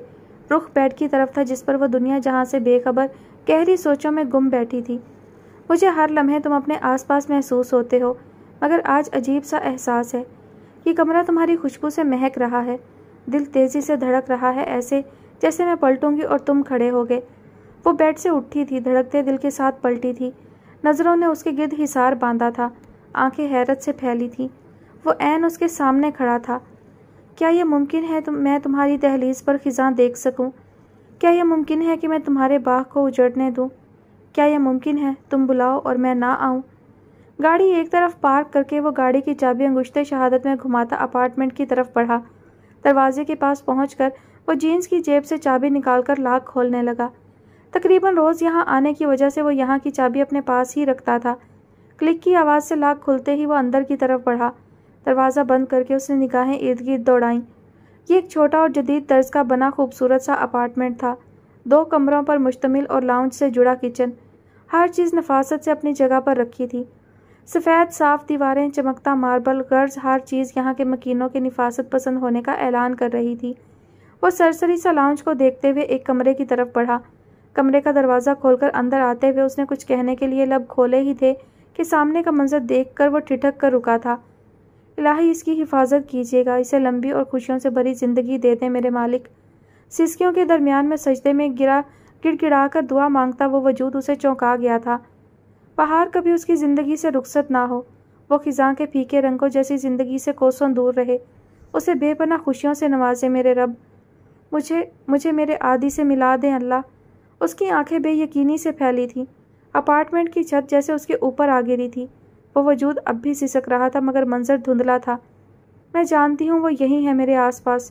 اللہ کوئی وسیلہ بنا دے، میرے عادی سے مجھے ملوا دیں۔ وہ مزید نہیں سن پایا تھا، مرے مرے قدموں سے لاؤنج میں آ کر صوفے پر ڈھہ گیا تھا۔ مر گیا ہے عادی، کوئی نام نہ لے اس کا اب اس گھر میں۔ پھپھو کیا سچ میں عادی ہم سے دور چلا گیا ہے؟ میں جانتی ہوں وہ یہی ہے۔ پھپھو جانتی ہیں کہ عادی زندہ ہے۔ اس نے سر ہاتھوں میں گرایا تھا۔ مختلف آوازیں سماعت سے ٹکرا رہی تھیں مگر ذہن نے کام کرنا چھوڑ دیا تھا۔ اب تو لوٹ آؤ عادی، کہیں سے صدا آئی تھی۔ وہ چپ چاپ ماربل کو تکتا وہیں بیٹھا رہا تھا۔ حیا جلدی کرو یار، سر آ جائیں گے۔ اس نے حجاب اوڑھتی حیا کو آواز لگائی۔ وہ دونوں اس وقت یونیورسٹی کی مسجد میں ظہر کی نماز ادا کر کے ہٹی تھیں اور اب وہ بیگ کندھے پر ٹکائے حیا کا انتظار کر رہی تھی جو سست روی سے حجاب ٹھیک کرنے میں مصروف تھی۔ تم جاؤ، میں آ رہی ہوں، بس 2 منٹ، حیا نے حجاب میں پن لگاتے ہوئے کہا۔ باہر کھڑی ہوں میں، جلدی آنا، آنکھیں گھما کر کہتی وہ باہر کی طرف بڑھی۔ سیڑھیاں اتر کر وہ مردوں کے حصے سے گزرتی ہوئی مسجد سے باہر نکلی۔ سرسری سی نگاہ گراؤنڈ پر ڈال کر نقاب کو ٹھیک کرتی وہ آگے بڑھ رہی تھی کہ اچانک بے دھیانی میں پوری قوت سے کسی کے کندھے سے ٹکرا گئی تھی۔ آئی ایم سوری، وہ میں نے، ہڑبڑا کر کہتے ہوئے اس نے جیسے ہی سامنے دیکھا تو آگے کے الفاظ لبوں پر ہی دم توڑ گئے تھے۔ آنکھوں میں بے یقینی کا عنصر پیدا ہوا تھا، دل ایک دم زور سے دھڑکا تھا۔ وہ عین اس کے سامنے کھڑا تھا، نیلی آنکھیں سکیڑے دلچسپی سے اس کی بے یقینی کو دیکھتا۔ کیا وہ واقعی یہاں تھا یا یہ سراب تھا؟ اگر یہ کہہ دو بغیر میرے نہیں گزارا تو میں تمہارا، یا اس پر مبنی کوئی تاثر کوئی اشارہ تو میں تمہارا۔ سوچوں میں گھری وہ بنا پلک جھپکے سانس روکے ٹکٹکی باندھے اسے دیکھ رہی تھی۔ اس کے ارد گرد کا منظر دھندلا ہو گیا تھا، سامنے بس وہ تھا، نگاہیں اس پر ٹکی تھیں۔ ساری آوازیں اچانک سے رک گئی تھیں۔ دور کہیں ساز بج رہا تھا، مدھم سا، धीमा धीमा, और फिर किसी ने चुपके से उसके कान में सरगोशी की थी। जिस दिन ये ऐरा गहरा अचानक तुम्हारे सामने आ गया, उस दिन अपना सब कुछ मान लोगी इसे। तुम्हारा होने के फैसले को मैं अपनी किस्मत में ढूंढता हूँ। अगर मुकद्दर का कोई टूटा कभी सितारा तो मैं तुम्हारा। उर्वा, हया की आवाज़ सुनाई थी। उसने पलक झपकी। नज़रों का इर्तिकाज़ टूटा। दूर कहीं बजता साज थम गया। इर्द गिर्द का मंजर धुंधला होता वाजिया हुआ। तलबा के शोर में एक बार फिर हया की पुकार सुनाई दी। वो उसके पास आ रही थी। मुकाबिल पुरसकून से अंदाज में उसे देख रहा था। वो तेज़ी से धड़कते दिल को संभालते हुए नज़रें झुका गई थी। उर्वा, क्या हो गया है? चलो, कब से बुला रही हूँ। हया उसे यूं किसी अजनबी के सामने खड़ा देखकर झंझलाई थी और अब उसे बाजू से पकड़कर अपने साथ ले जा रही थी। उसने हया के साथ जाते हुए चेहरा मोड़कर उसे देखा था। वो अब भी वहीं खड़ा था, उसी तरह आंखें सुकेड़े फुर्सत से उसे देखता। चलो यार। हया उसे घूरती हुई राहदारी की तरफ बढ़ी थी। तलबा के हजूम में वो कहीं गुम हो गया था। वो सिर्फ नज़रों का धोखा था। वो यहाँ नहीं हो सकता।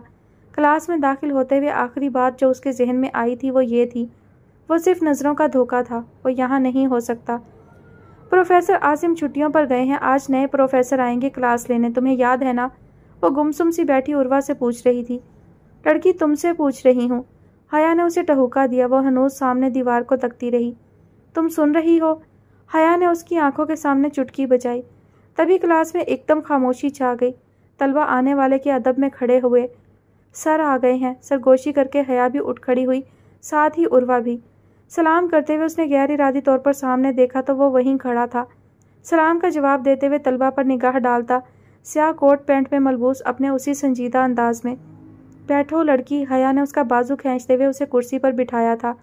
एक लम्हे के लिए उसने निगाहों का रुख उर्वा की तरफ किया था, फिर नज़रें मोड़ ली थी। गहरी सांस लेकर आंखें मींचते हुए उर्वा ने सर झुकाया। डाइस के पास खड़े प्रोफेसर ने बगौर उसे देखा। हया, उसने सरगोशी की। सामने खड़े प्रोफेसर की आंखें नीली हैं। उसके अजीब सवाल पर हया ने एक नज़र प्रोफेसर को देखा, फिर अस्वात में सर हिला दिया।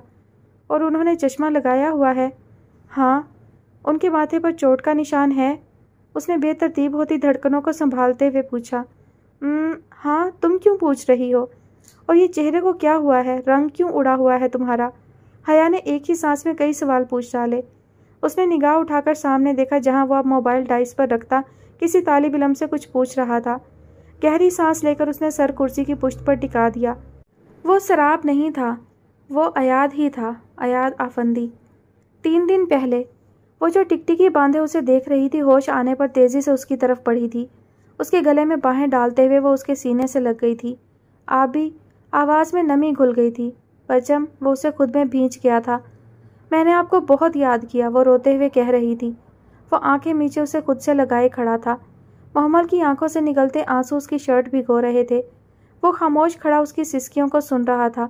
जब बर्दाश्त जवाब दे गई तो धीरे से उसका सर सहलाने लगा। पागल लड़की, अब क्यों रो रही हो? देखो, आ गया हूँ मैं। मुझे रोना है, आपके पास रोना है।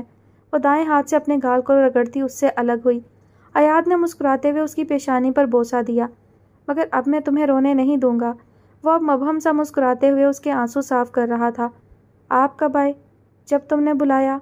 उसका हाथ पकड़कर वो अब उसे बेड पर बिठा रहा था। उसे बिठाकर अब वो खुद भी उसके बराबर में बैठ गया। आप सच में यहाँ हैं? अच्छा नहीं लग रहा तो चला जाता हूँ। मोहम्मद ने खफकी से उसे देखा। वो हल्का सा हंस दिया। वो बगौर उसे हंसते हुए देख रही थी। उसकी महवियत को देखते हुए वो संजीदा हुआ। क्या देख रही हो? आपकी दाढ़ी बड़ी हो गई है। आखिरी दिनों में मसरूफियत बढ़ गई थी, तभी ध्यान नहीं दिया। कहो तो छोटी करवा लूँ? नहीं, अच्छी लग रही है। धीरे से उसके कंधे पर सर टिकाया था। वो मुस्कुराते हुए उसके गिर्द हिसार कायम कर गया था। तुम बड़ी हो गई हो। आपके लिए वही मोहम्मद हूँ, छोटी सी। वो हल्का सा मुस्कुरा दिया था। न जाने क्यों उसे मुस्कुराते हुए देखकर आंखों में फिर से नमी घुलने लगी थी। आप ऐसे अचानक क्यों आए हैं? बाबा, भाई किसी को नहीं बताया? और सबसे पहले यहाँ आए हैं, बाबा से भी नहीं मिले? वो सर उठाकर उसे देखते हुए पूछ रही थी। अचानक इसलिए आया हूँ कि मैं तुम्हें बताकर मज़ीद इंतज़ार नहीं करवाना चाहता था। और सबसे पहले तुम्हारे पास इसलिए आया हूँ क्योंकि मुझे सबसे पहले अपनी मोहम्मद से मिलना था। वो मोहब्बत से कहते हुए गैर महसूस तरीके से उसके रुखसारों को भिगोते आंसुओं को अपने पोरों पर चुन रहा था। आबी, जानम, आई लव यू। उसने रुक कर मोहम्मद को देखा। नीली आंखों में अनोखी चमक उभरी थी। वह नम आंखों से अपनी मोहब्बत का इजहार कर रही थी, और इस तरह बराह रास्त शायद ज़िंदगी में पहली बार। I love you too حیاتم، وہ دلکشی سے مسکرایا تھا۔ زندگی میں سب سے حسین ترین لمحہ وہ ہوتا ہے جب کوئی آپ سے اظہار محبت کرے، اور محمل کو ان طویل جدائیوں نے سکھایا تھا کہ جس سے آپ محبت کرتے ہیں اسے اپنی پرخلوص محبت کا بتا دینا چاہیے، ورنہ دل میں خلش رہ جاتی ہے۔ آج اس نے ایاد کی محبت کا قرض چکایا تھا اسے محبت دے کر۔ اگر تم مزید ایک دن بھی رکتے تو میں تمہیں لینے آ جاتا، مگر تم نہیں آئے، میں خود آیا ہوں۔ گئے بھی خود ہی تھے، مگر اب آ گیا ہوں موٹے۔ ہاں تو میں یہی کہہ رہا ہوں کہ اگر تم نہ آتے تو بھی تم نہ آتے، مجھے خود ہی آنا پڑتا۔ تیزی سے ہادی کی بات کاٹی گئی۔ ہادی کے بڑھتے قدم رکے، مڑ کر اسے دیکھا جو معافی طلب نظروں سے اسے دیکھتا اپنا کان کھجا رہا تھا۔ کان کو چھوڑو، لال ہو گیا ہے، پہلے تم معافی دو، گدھے ہو تم پورے۔ تیزی سے آگے بڑھ کر وہ اس کے گلے لگ گیا تھا۔ تیز چلتی ٹھنڈی ہوا نے دونوں کے گرد حصار قائم کیا تھا۔ بہت چنڈرے انسان ہو تم، وہ اس کی پیشانی پر بوسہ دے کر کہہ رہا تھا، بالکل کسی بڑے بھائی کی طرح۔ مت بھولو صرف ایک دن بڑے ہو، گالیاں دینے کا حق نہیں رکھتے تم۔ اس نے آنکھیں گھمائیں۔ سالے میں تجھے پیٹنے کا بھی حق رکھتا ہوں۔ اس کا دایاں کان مروڑتے ہوئے ہادی ہنس دیا تھا، وہ بھی کھل کر مسکرایا تھا۔ اونچے سبز درخت کے سائے میں بیٹھ کر وہ اب گزرے ماہوں سال کی آپ بیتی سنا رہا تھا۔ اس کے برابر میں وہ درخت کے تنے سے ٹیک لگائے خاموشی سے اسے سن رہا تھا، وہ ہادی افندی اور ایاد افندی۔ بیٹا اتنی دور سے لمبا سفر کر کے آیا ہے اور آپ اسے مسلسل بھگا رہے ہیں، یہ زیادتی ہے افندی صاحب۔ واکنگ ٹریک پر ان کے دوڑتے قدموں کا ساتھ دیتے ہوئے وہ کہہ رہا تھا۔ اور بیٹے نے جو زیادتی کی وہ نادان تھا، ہو گئی غلطی، اب معاف کر دیں یار۔ ہار مان رہے ہو؟ یہ واحد کام ہے جو آپ نے مجھے نہیں سکھایا، وہ مسکرایا تھا۔ میں نے تو خیر تمہیں بہت کچھ نہیں سکھایا۔ ان کے میٹھے طنز کو وہ مسکراہٹ دباتے ہوئے پی گیا تھا۔ کب تک ناراض رہیں گے؟ شاید اگلے 2 منٹ تک، یا شاید 1 منٹ، یا شاید 50 سیکنڈ۔ ان کے بڑھتے قدموں کی رفتار میں کمی آ رہی تھی، وہ پیچھے رک گیا تھا۔ حارث نے مڑ کر اسے دیکھا۔ مجھے معاف کر دیں، میں کوتاہ نظر نکلا۔ جینز کی جیبوں میں ہاتھ ڈالے وہ پشیمانی سے کہہ رہا تھا، آپ کی محبت کو نہ دیکھ پایا، وہ سراب تھا، ایک خواب تھا، میں لوٹ آیا ہوں۔ مجھے لگا تھا میں کبھی نہیں آ پاؤں گا، مجھے لگا تھا میں آپ سب کو پیچھے چھوڑ آیا ہوں، مجھے اپنی واپسی ناممکن لگی تھی۔ نیلی آنکھوں میں نمی قطرہ قطرہ پگھلنے لگی تھی۔ حارث نے آگے بڑھ کر اسے خود سے لگایا تھا۔ وہ ان کے کندھے پر سر رکھ کر پی کیپ کی مدد سے اپنا چہرہ چھپا گیا تھا۔ تم آ گئے کافی ہے، آپ بوڑھے ہو گئے ہیں۔ اس نے آنکھیں سکیڑ کر حارث کو دیکھتے ہوئے لب دانتوں میں دبائے تھے۔ تم جوان جو ہو گئے ہو۔ خلاف معمول انہوں نے بحث نہیں کی تھی، مگر آزاد نہیں ہونا چاہتا۔ سیدھا کہو ابھی بھی باپ کا کمایا کھانا چاہتا ہوں۔ ان کے منہ بسور کر کہنے پر وہ ہنس دیا تھا۔ وہ دونوں اب دور جا رہے تھے، سبز درختوں کے درمیان چلتے ہوئے وہ کہیں گم ہو گئے تھے۔ نم مٹی پر اب صرف ان کے قدموں کے نشان تھے۔ 3 دن بعد لندن سے آئے اسے آج تیسرا دن تھا اور یونیورسٹی میں ایک پروفیسر کے طور پر پہلا دن۔ انٹرویو میں کامیابی حاصل کرنے کے بعد اسے اس طرح اچانک یونیورسٹی بلایا جائے گا اس نے سوچا بھی نہیں تھا، مگر سر عاصم کے چھٹیوں پر چلے جانے کی وجہ سے اسے یہاں آنا پڑا اور آگے سب کچھ خود بخود ہوتا گیا۔ وہ ایک کلاس میں 1.5 گھنٹے کا لیکچر دے کر تھوڑی دیر کے لیے گراؤنڈ میں آیا تھا۔ مسجد کے پاس سے گزرتے ہوئے غیر ارادی طور پر اس کی نظر سامنے اٹھی تھی، جہاں سے وہ اپنا نقاب ٹھیک کرتی سیڑھیاں اتر رہی تھی۔ اس سے ملاقات ہونی تھی، مگر کلاس سے پہلے یہاں یہ بھی اچانک ہوا تھا۔ وہ آنکھیں سکیڑے اسے دیکھ رہا تھا جب وہ بے دھیانی میں اس سے ٹکرائی تھی۔ اگلا لمحہ اس کے لیے دلچسپ تھا جب معذرت کرتے ہوئے وہ اچانک رکی۔ ڈارک براؤن آنکھیں بے یقینی سے پھیلی تھیں، یقیناً وہ اسے اس وقت کوئی جن بھوت سمجھ رہی تھی۔ وہ کئی پل یوں ہی ساکت کھڑی اسے دیکھتی رہی تھی جب اس کی کسی دوست نے کباب میں ہڈی کا کردار ادا کرتے ہوئے ٹانگ اڑائی تھی۔ اس کی دوست اب زبردستی اسے کھینچ کر لے جا رہی تھی۔ وہ اس کی پشت کو دیکھ کر ہلکا سا مسکرایا تھا۔ اگلا راؤنڈ مزید دلچسپ ہونے والا تھا۔ کلاس میں داخل ہوتے ہوئے اس نے عروہ سے لاپرواہی برتی تھی، مگر اس کے تاثرات دیکھنے کا تجسس ہوا تو نگاہ اٹھی۔ اس کی وہی دوست اب اسے کھینچ کر کرسی پر بٹھا رہی تھی۔ روبوٹ۔ ڈائس کے پاس کھڑے ہو کر اس نے موبائل نکالا۔ عروہ اب آنکھیں میچے لمبی سانسیں لے رہی تھی۔ اگلے لمحے کے لیے اسے لگا تھا کہ وہ وہیں ہوش کھو بیٹھے گی۔ اس کی بگڑتی حالت کو دیکھ کر اس نے بے اختیار نظریں اس سے ہٹا کر موبائل پر ٹکائی تھیں۔ کیا تم یقین کرو گے کہ وہ اس وقت میرے سامنے بیٹھی ہے؟ اس کے میسج پر ڈرائیونگ کرتے ہادی نے فوراً گاڑی سائڈ پر روکی۔ مجھے گیس کرنے دو، تم دونوں اس وقت کہاں ہو؟ کسی پارک میں یا سمندر کنارے؟ طلبہ کی موجودگی میں اس نے اپنی ہنسی بمشکل روکی تھی۔ میں کلاس میں ہوں، وہ میرے سامنے بیٹھی اپنی دوست سے میرے بارے میں بات کر رہی ہے، شاید یقین دہانی چاہتی ہے کہ یہاں واقعی میں ہوں۔ کچھ دیر میں لیکچر شروع کرنے والا ہوں۔ اس کے جواب پر ہادی کے موڈ کا بیڑا غرق ہوا تھا۔ उस पर लानत भेजता वो गाड़ी वापस सड़क पर डालने लगा। वो अब मोबाइल मेज़ पर रखता उठ खड़ा हुआ। उसे 1 घंटे का लेक्चर देना था यहाँ। वो अब कुर्सी की पुश्त पर सर टिकाए बैठी थी। वो सोफे पर बैठा चाय पी रहा था जब मोहम्मल मोबाइल हाथ में लिए लाउंज में आई।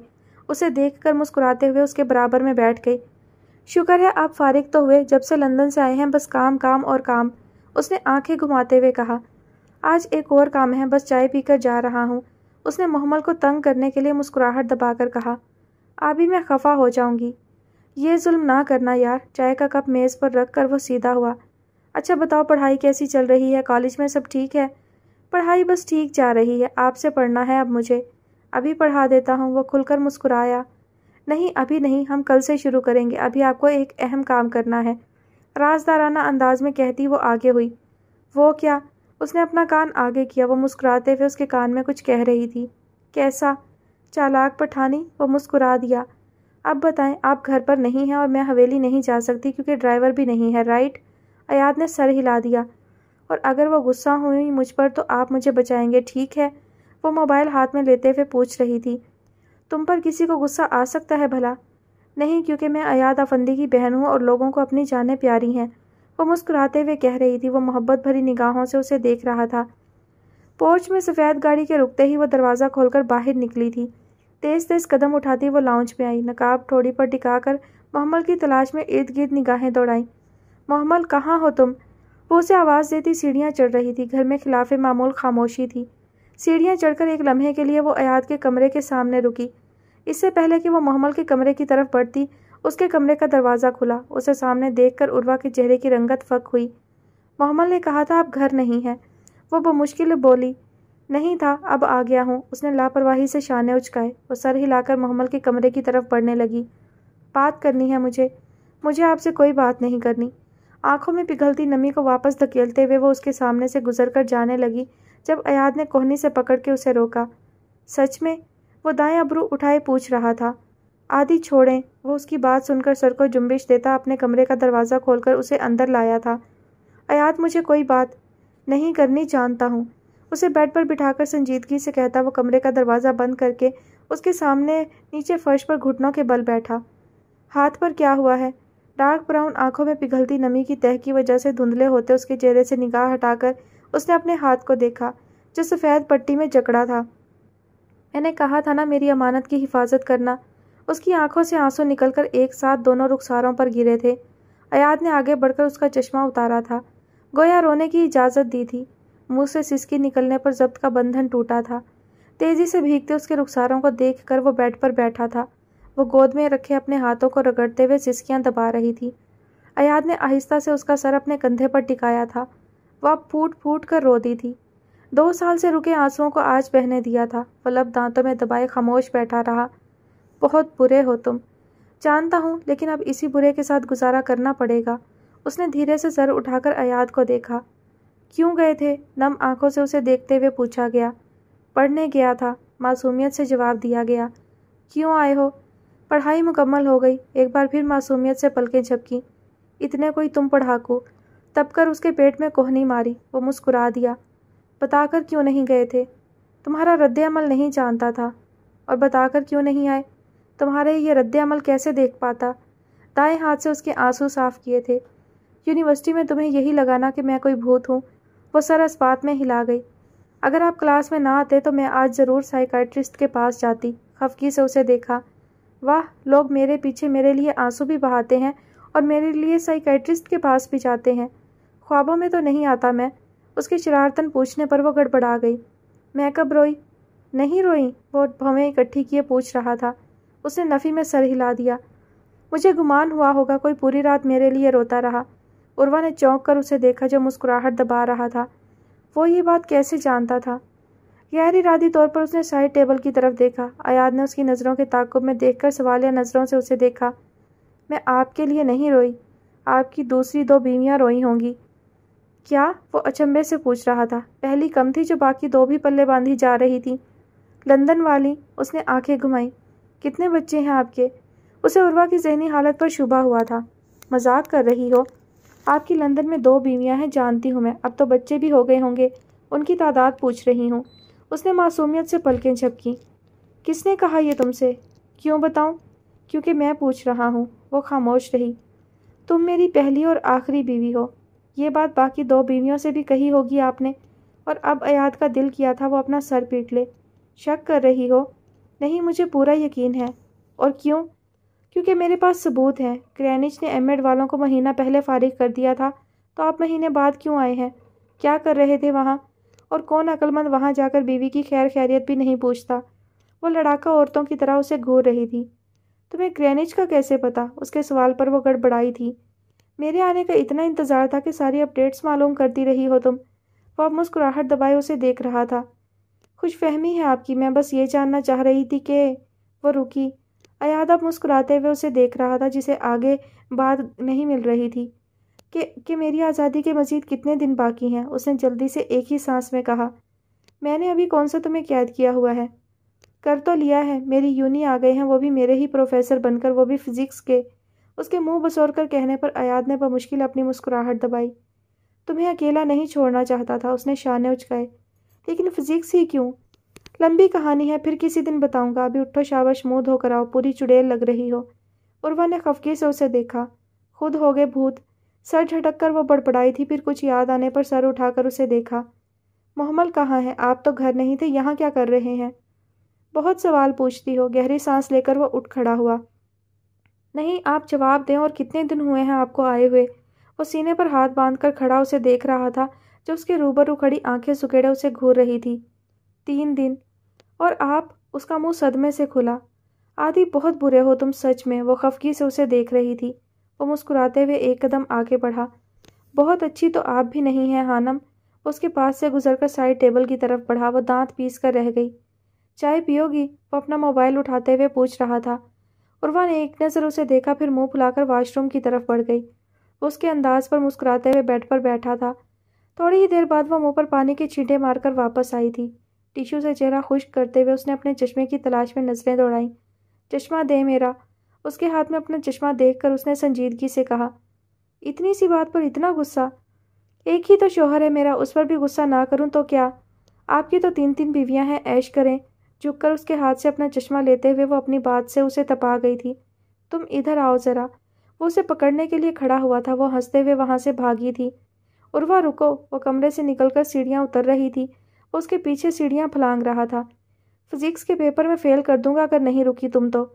خطرناک دھمکی دی گئی۔ وہ رکنے ہی لگی تھی کہ سامنے سے آتے حارث صاحب سے ٹکرا گئی۔ سوری بابا، میں نے دیکھا نہیں آپ کو، وہ پشیمانی سے کہہ رہی تھی۔ حارث صاحب نے ایک نظر اسے دیکھا، پھر سیڑھیوں پر کھڑے ایاد کو۔ کچن سے محمل نے بھی سر نکال کر حالات کو سمجھنے کی کوشش کی۔ یہاں تو رونق لگی ہے، مانی خیزی سے کہتے ہوئے وہ ایاد کو بہت کچھ جتا گئے تھے۔ آپ کی ہی کمی تھی۔ وہ بڑبڑاتے ہوئے نیچے اترا تھا۔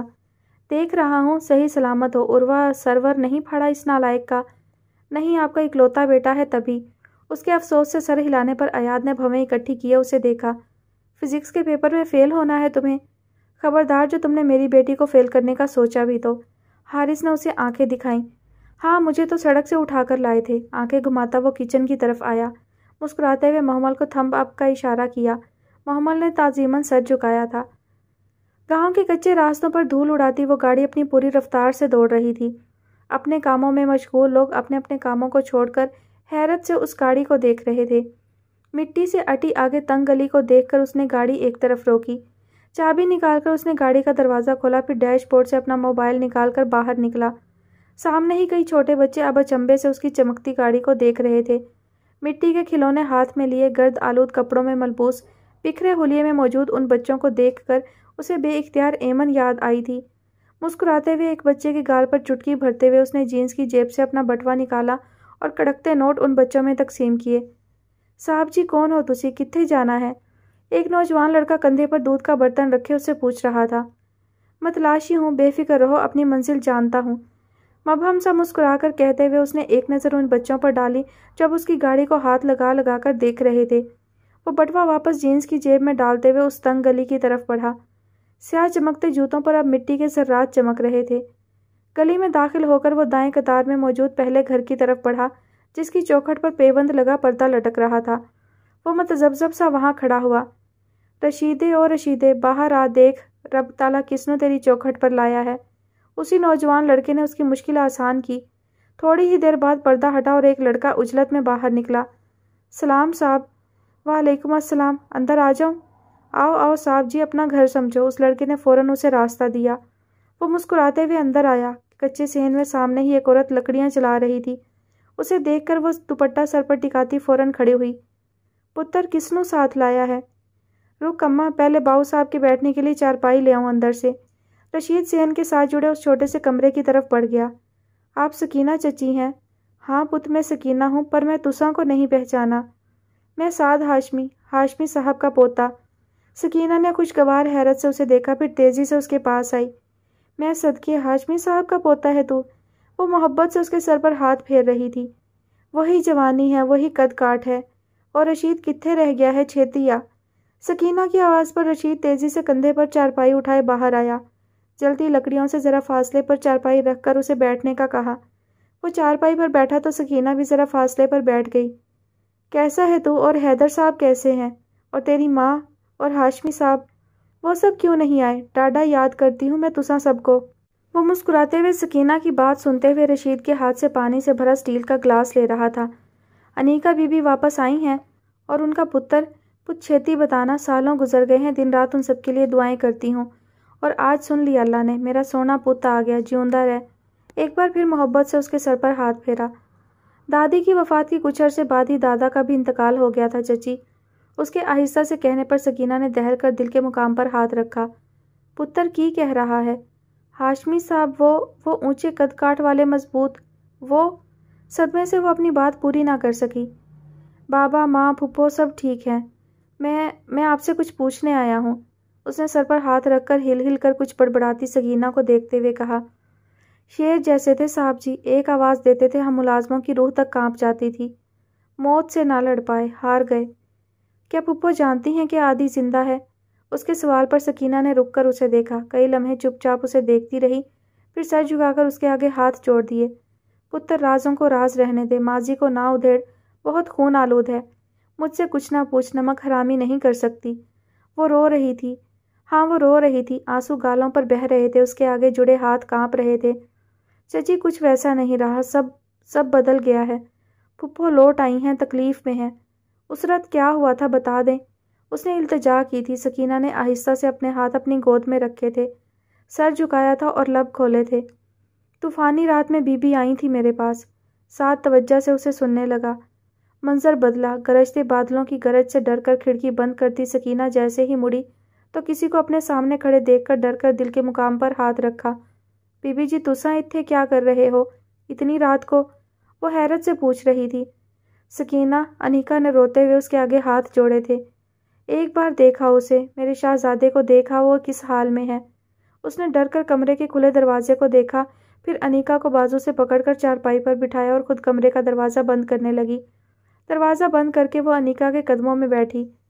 کیا کہہ رہے ہو تساں بی بی جی؟ ہاشمی صاحب تو کہہ رہے تھے کہ… وہ زندہ ہے، وہ زندہ ہے۔ انیکا نے فوراً اس کی بات کاٹی۔ میں ماں ہوں، جانتی ہوں وہ زندہ ہے، میرا دھڑکتا دل کہتا ہے کہ وہ زندہ ہے۔ تم جاؤ اسے دیکھ آؤ، کچھ نہیں کہوں گی اس کے بعد، لبوں کو سی لوں گی، تم جو کہو گی وہ دوں گی، جان مانگو گی تو وہ بھی۔ نہ بی بی جی نہ، گناہ گار نہ کرو مجھے۔ تساں دا آکھیا میرے لیے حکم ہے، تساں بیٹھو، میں آپ کے شہزادے کو دیکھ آتی ہوں۔ وہ چادر اٹھانے کے لیے کھڑی ہوئی۔ انیکا سے پتہ لے کر وہ اس طوفانی رات میں تنہا گھر سے نکلی تھی۔ ہسپتال گھر کے قریب ہی تھا، تبھی وہ پیدل گئی تھی اور پیدل ہی واپس آئی تھی۔ واپسی پر آنکھوں میں انوکھی چمک لیے وہ اپنے کمرے میں آئی تھی، جہاں انیکا اسی حالت میں بکھرے حلیے میں گمسم بیٹھی تھی۔ گیلی چادر کو اتار کر وہ ان کے قدموں میں بیٹھ کر ان کے ہاتھوں کو چوم گئی تھی۔ بڑی لمبی عمر ہے آپ کے شہزادے کی بی بی جی، ماں کا دل جھوٹ نہیں کہتا۔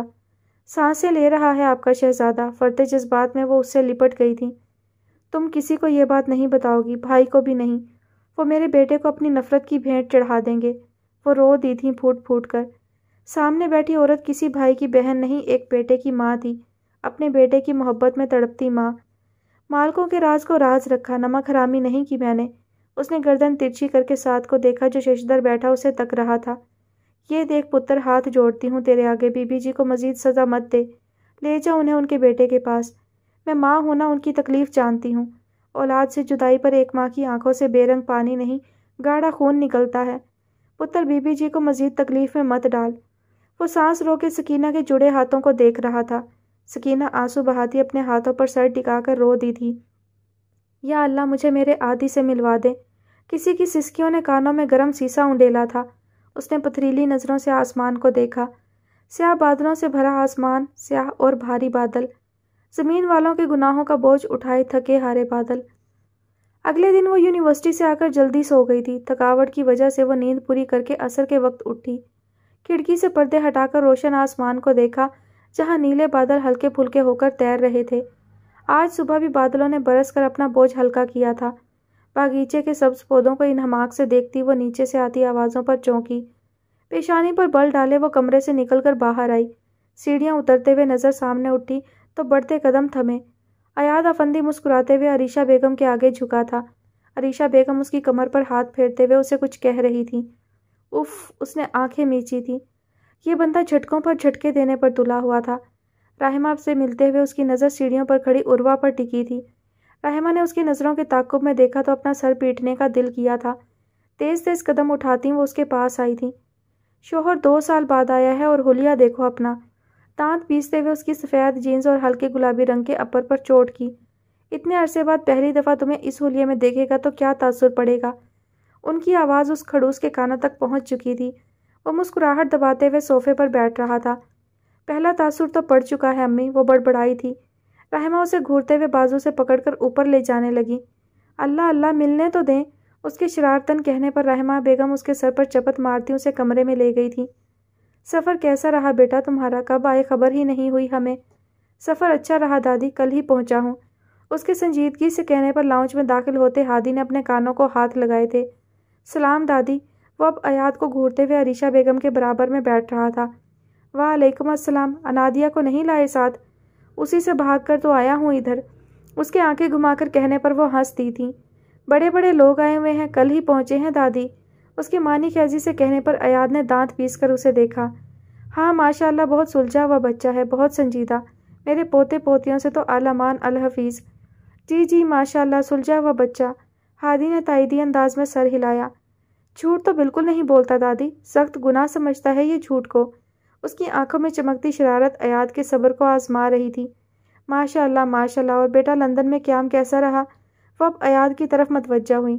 جی دادی، وہ بہت شریف بچہ ہے ماشاءاللہ ماشاءاللہ دادی، ذرا سا بھی مغرب کا اثر نہیں لیا اس نے، بالکل بھی روشن خیال نہیں ہوا، وہی شریف ایاد ہے یہ۔ ہادی نے اس کی بات کاٹتے ہوئے کہا۔ تربیت ماحول پر اثر انداز ہوتی ہے بیٹے۔ جی جی دادی بالکل، اور جہاں چاچو جیسے باپ ہوں تربیت کرنے والے تو ایاد جیسے شریف بچے ہی معاشرے میں پروان چڑھتے ہیں، جو جھوٹ تو بالکل نہیں بولتے۔ میں تو فین ہو گیا ہوں دادی اس کا۔ اس نے تعظیماً سر جھکایا۔ عریشہ بیگم خوش دلی سے مسکرائیں، تبھی ہادی کا موبائل تھر تھرایا۔ موبائل کی روشن سکرین پر ایاد کا پیغام جگمگا رہا تھا۔ موٹے اپنی یہ 2 روپے والی بکواس ایکٹنگ بند کر دے ورنہ منہ توڑوا بیٹھے گا۔ ماشاءاللہ ماشاءاللہ، اس کے ایک دم ہاتھ اوپر اٹھا کر کہنے پر دونوں نے اسے دیکھا۔ دادی، آج کل کی نوجوان نسل تو غیر محسوس طریقے سے جیکٹ کی جیب میں موجود موبائل پر بنا دیکھے میسج ٹائپ کر لیتی ہے، مگر ایاد کو تو یہ بھی نہیں آتا۔ یہ تو موبائل چلاتا ہی نہیں ہے۔ لندن جاتے وقت اس کے پاس وہ بٹنوں والا پیلی روشنی والا موبائل تھا۔ ماشاءاللہ ماشاءاللہ، ایاد نے دانت پیس کر اسے دیکھا۔ عریشہ بیگم کو اب ہاتھی کی بیتوکی باتوں کی سمجھ نہیں آ رہی تھی۔ وہ مبہم سا مسکراتے ہوئے سر ہلا رہی تھی۔ ہادی کی اداکاری جاری تھی۔ ایاد نظروں ہی نظروں میں اسے خاموش ہونے کا کہہ رہا تھا، جنہیں ہادی مکمل نظر انداز کر رہا تھا۔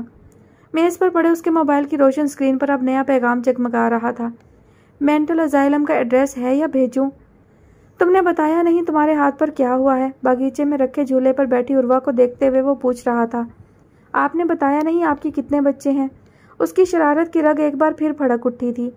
بے فکر رہو، پاکستانی اصولوں پر نہیں چلوں گا۔ وہ تو پھر ایاد تھا۔ اچھا ہے آپ کی لندن والی بیویاں بچی رہیں گی۔ اس نے مبہم سا مسکراتے ہوئے سر جھکایا۔ تمہارا ہاتھ؟ کرسی کی پشت سے ٹیک لگائے وہ پوچھ رہا تھا۔ بے دھیانی میں کانچ کے ٹکڑے لگ گئے تھے۔ جھولا جھولتے ہوئے اسے ہوا اپنے ساتھ چلتی ہوئی محسوس ہوئی تھی۔ یہ لاپرواہی کیوں؟ بند مٹھی پر تھوڑی ٹکائے وہ پوچھ رہا تھا۔ یہ بے اعتباری کیوں؟ وہ اسے دیکھتے ہوئے محض سوچ پائی تھی، کہنے کی ہمت نہیں تھی شاید۔ رشتوں میں اعتبار کو کس سطح پر رکھتے ہو عادی؟ ہوا کے زور سے اس کا ہلکے بادامی رنگ کا دوپٹہ ہلکا سا اڑ کر جھولے پر پھیلا تھا۔ اولین سطح پر وہ جانچتی نگاہوں سے اسے دیکھ رہا تھا، اور محبت کو اعتبار کے برابر میں کسی ایک کا چناव کرنا پڑ جائے تو؟ وہ اب دھیرے سے مسکرایا تھا۔ محبت، اور جن رشتوں میں اعتبار اور محبت دونوں نہ ہوں۔ جولے کی رفتار مدھم پڑ رہی تھی۔ میں کھوکھلے رشتوں کی بنیاد نہیں رکھتا عروہ خانم۔ ہوا اب اس کے بالوں کے ساتھ کھیل رہی تھی، ماتھے پر موجود نشان بالوں کے پیچھے چھپتا ہلکا سا دکھائی دے رہا تھا۔ مجبوراً؟ نہیں، کسی کی محبت ہی مجبور کرے تو؟ نہیں۔ جھولا اب رک گیا تھا۔ وہ ایک لمحے کے لیے اسے دیکھتی رہی، پھر سر جھکا دیا۔ نظریں قدموں تلے موجود ہری بھری نرم گھاس پر ٹکی تھی۔ وہ وہیں بیٹھا چند پل اسے دیکھتا رہا، پھر کرسی سے اٹھ کھڑا ہوا۔ سست روی سے قدم اٹھاتا وہ اس کے سامنے کھڑا ہوا، دونوں ہاتھوں سے جھولے کو پکڑا، پھر تھوڑا سا جھکا۔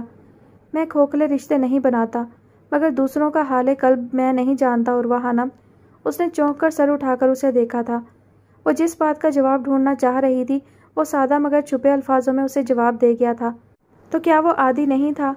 پلک جھپکتے ہوئے اس نے سوچوں کی رو میں بہنے سے خود کو روکا۔ کچھ کہنے کے لیے لب آزاد کیے، پھر بند کر دیے۔ وہ اسے کشمکش میں دیکھتا اس کے برابر میں جھولے پر بیٹھ گیا، نظریں باغیچے کے داخلی راستے پر ٹکائیں۔ رشتے بہت نازک ہوتے ہیں خانم۔ رشتوں کی نزاکت کو میں 7 سال کی عمر میں سمجھ پایا تھا، جب 3 الفاظ نے بہت مضبوط رشتے کی بنیاد کو ہی گرا دیا تھا۔ وہ ٹھہر ٹھہر کر اور سوچ سوچ کر بول رہا تھا۔ رشتوں میں اعتبار ہماری راہ کو ہموار بناتا ہے، ذرا سی بے اعتباری تخت الٹ کر رکھ دیتی ہے۔ سالوں پہلے جو رشتہ ٹوٹا تھا اس کا ایک سرا مجھ سے بندھا تھا۔ میں آج تک اس رشتے کے ٹوٹنے کی وجہ نہیں جان سکا، کیونکہ میں اپنا اعتبار کھونا نہیں چاہتا۔ زندگی میں نشیب و فراز بہت کم وقت کے لیے ہوتے ہیں، مگر اس کم وقت میں ہی وہ انسانی نظریات کو بدل کر رکھ دیتے ہیں۔ میں ایسا نہیں چاہتا، کیا تم چاہو گی؟ وہ اب گردن ترچھی کیے اس سے پوچھ رہا تھا۔ وہ سر نفی میں ہلا گئی۔ اس نے گردن سیدھی کر کے نظریں واپس باغ کے داخلی دروازے پر ٹکا دیں۔ اب اس کی باری تھی۔ ڈائری لکھتے ہو عادی؟ کئی پل خاموش رہنے کے بعد اس نے پوچھا تھا۔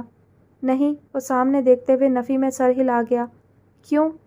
میں اپنے رازوں میں کسی کو اپنا ہمراز نہیں بنا سکتا۔ میں کسی کو اپنی سوچ کو پڑھنے کی اجازت نہیں دے سکتا، بھلے وہ ایک کورا کاغذ ہی کیوں نہ ہو۔ عروہ نے بغور اس کی آنکھوں کو دیکھا۔ نیلی آنکھیں گویا کوئی جمی ہوئی جھیل ہو، سخت برف جیسی سیاہ ہالے میں مکید۔ تم؟ ایک بار پھر گردن ترچھی کر کے اسے دیکھا۔ نہیں، عروہ نے جھرجھری لی۔ کیوں؟ ہمیں اکٹھی کر کے پوچھا گیا۔ ایک دفعہ آریان سے لڑائی ہونے پر بہت زیادہ ایموشنل ہو گئی تھی میں، اور ساری الٹی سیدھی باتیں ڈائری میں لکھتی تھی۔ ڈائری اس چندرے کے ہاتھ لگ گئی اور پورے خاندان کے سامنے وہ اونچی آواز میں اضافی باتیں گھڑ کر میری عزت افزائی کی کہ الامان الحفیظ۔ اس نے منہ بسوڑتے ہوئے آنکھیں گھمائیں۔ ہم جیسے لوگ ڈائری لکھنے سے ڈرتے ہیں۔ پتہ ہوتا ہے کہ کسی بہن بھائی یا کزن کے ہاتھ لگ گئی تو اگلے 2 ہفتوں تک عزت افزائی ہونی ہے۔ گردن ترچھی کر کے اسے دیکھا۔ وہ بھی اسے ہی دیکھ رہا تھا، ہلکا سا مسکراتے ہوئے۔ پھر وہ ہنس دیا تھا۔ وہ اسے ہنستا دیکھ کر ہنس دی۔ سعد؟ ہاں؟ ایمن کو گود میں لے کر بیٹھے سعد نے کھوئے کھوئے سے انداز میں جواب دیا۔ کہاں گم ہو؟ یہیں ہوں، چھت کو گھورتے ہوئے جواب دیا گیا۔ مرحا تھوڑی دیر اسے دیکھتی رہی، پھر آگے بڑھ کر اس کا دایاں ہاتھ تھاما۔ کوئی پریشانی ہے؟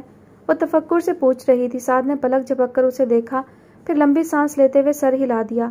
بتانا چاہو گے؟ میں بیچ راہ میں کھڑا ہوں مرحا، دونوں طرف میرے اپنے ہیں۔ باپ کی سنوں یا پھپھو کو تکلیف دوں، سمجھ نہیں آتا۔ مجھے بتاؤ میں کس کو چنوں؟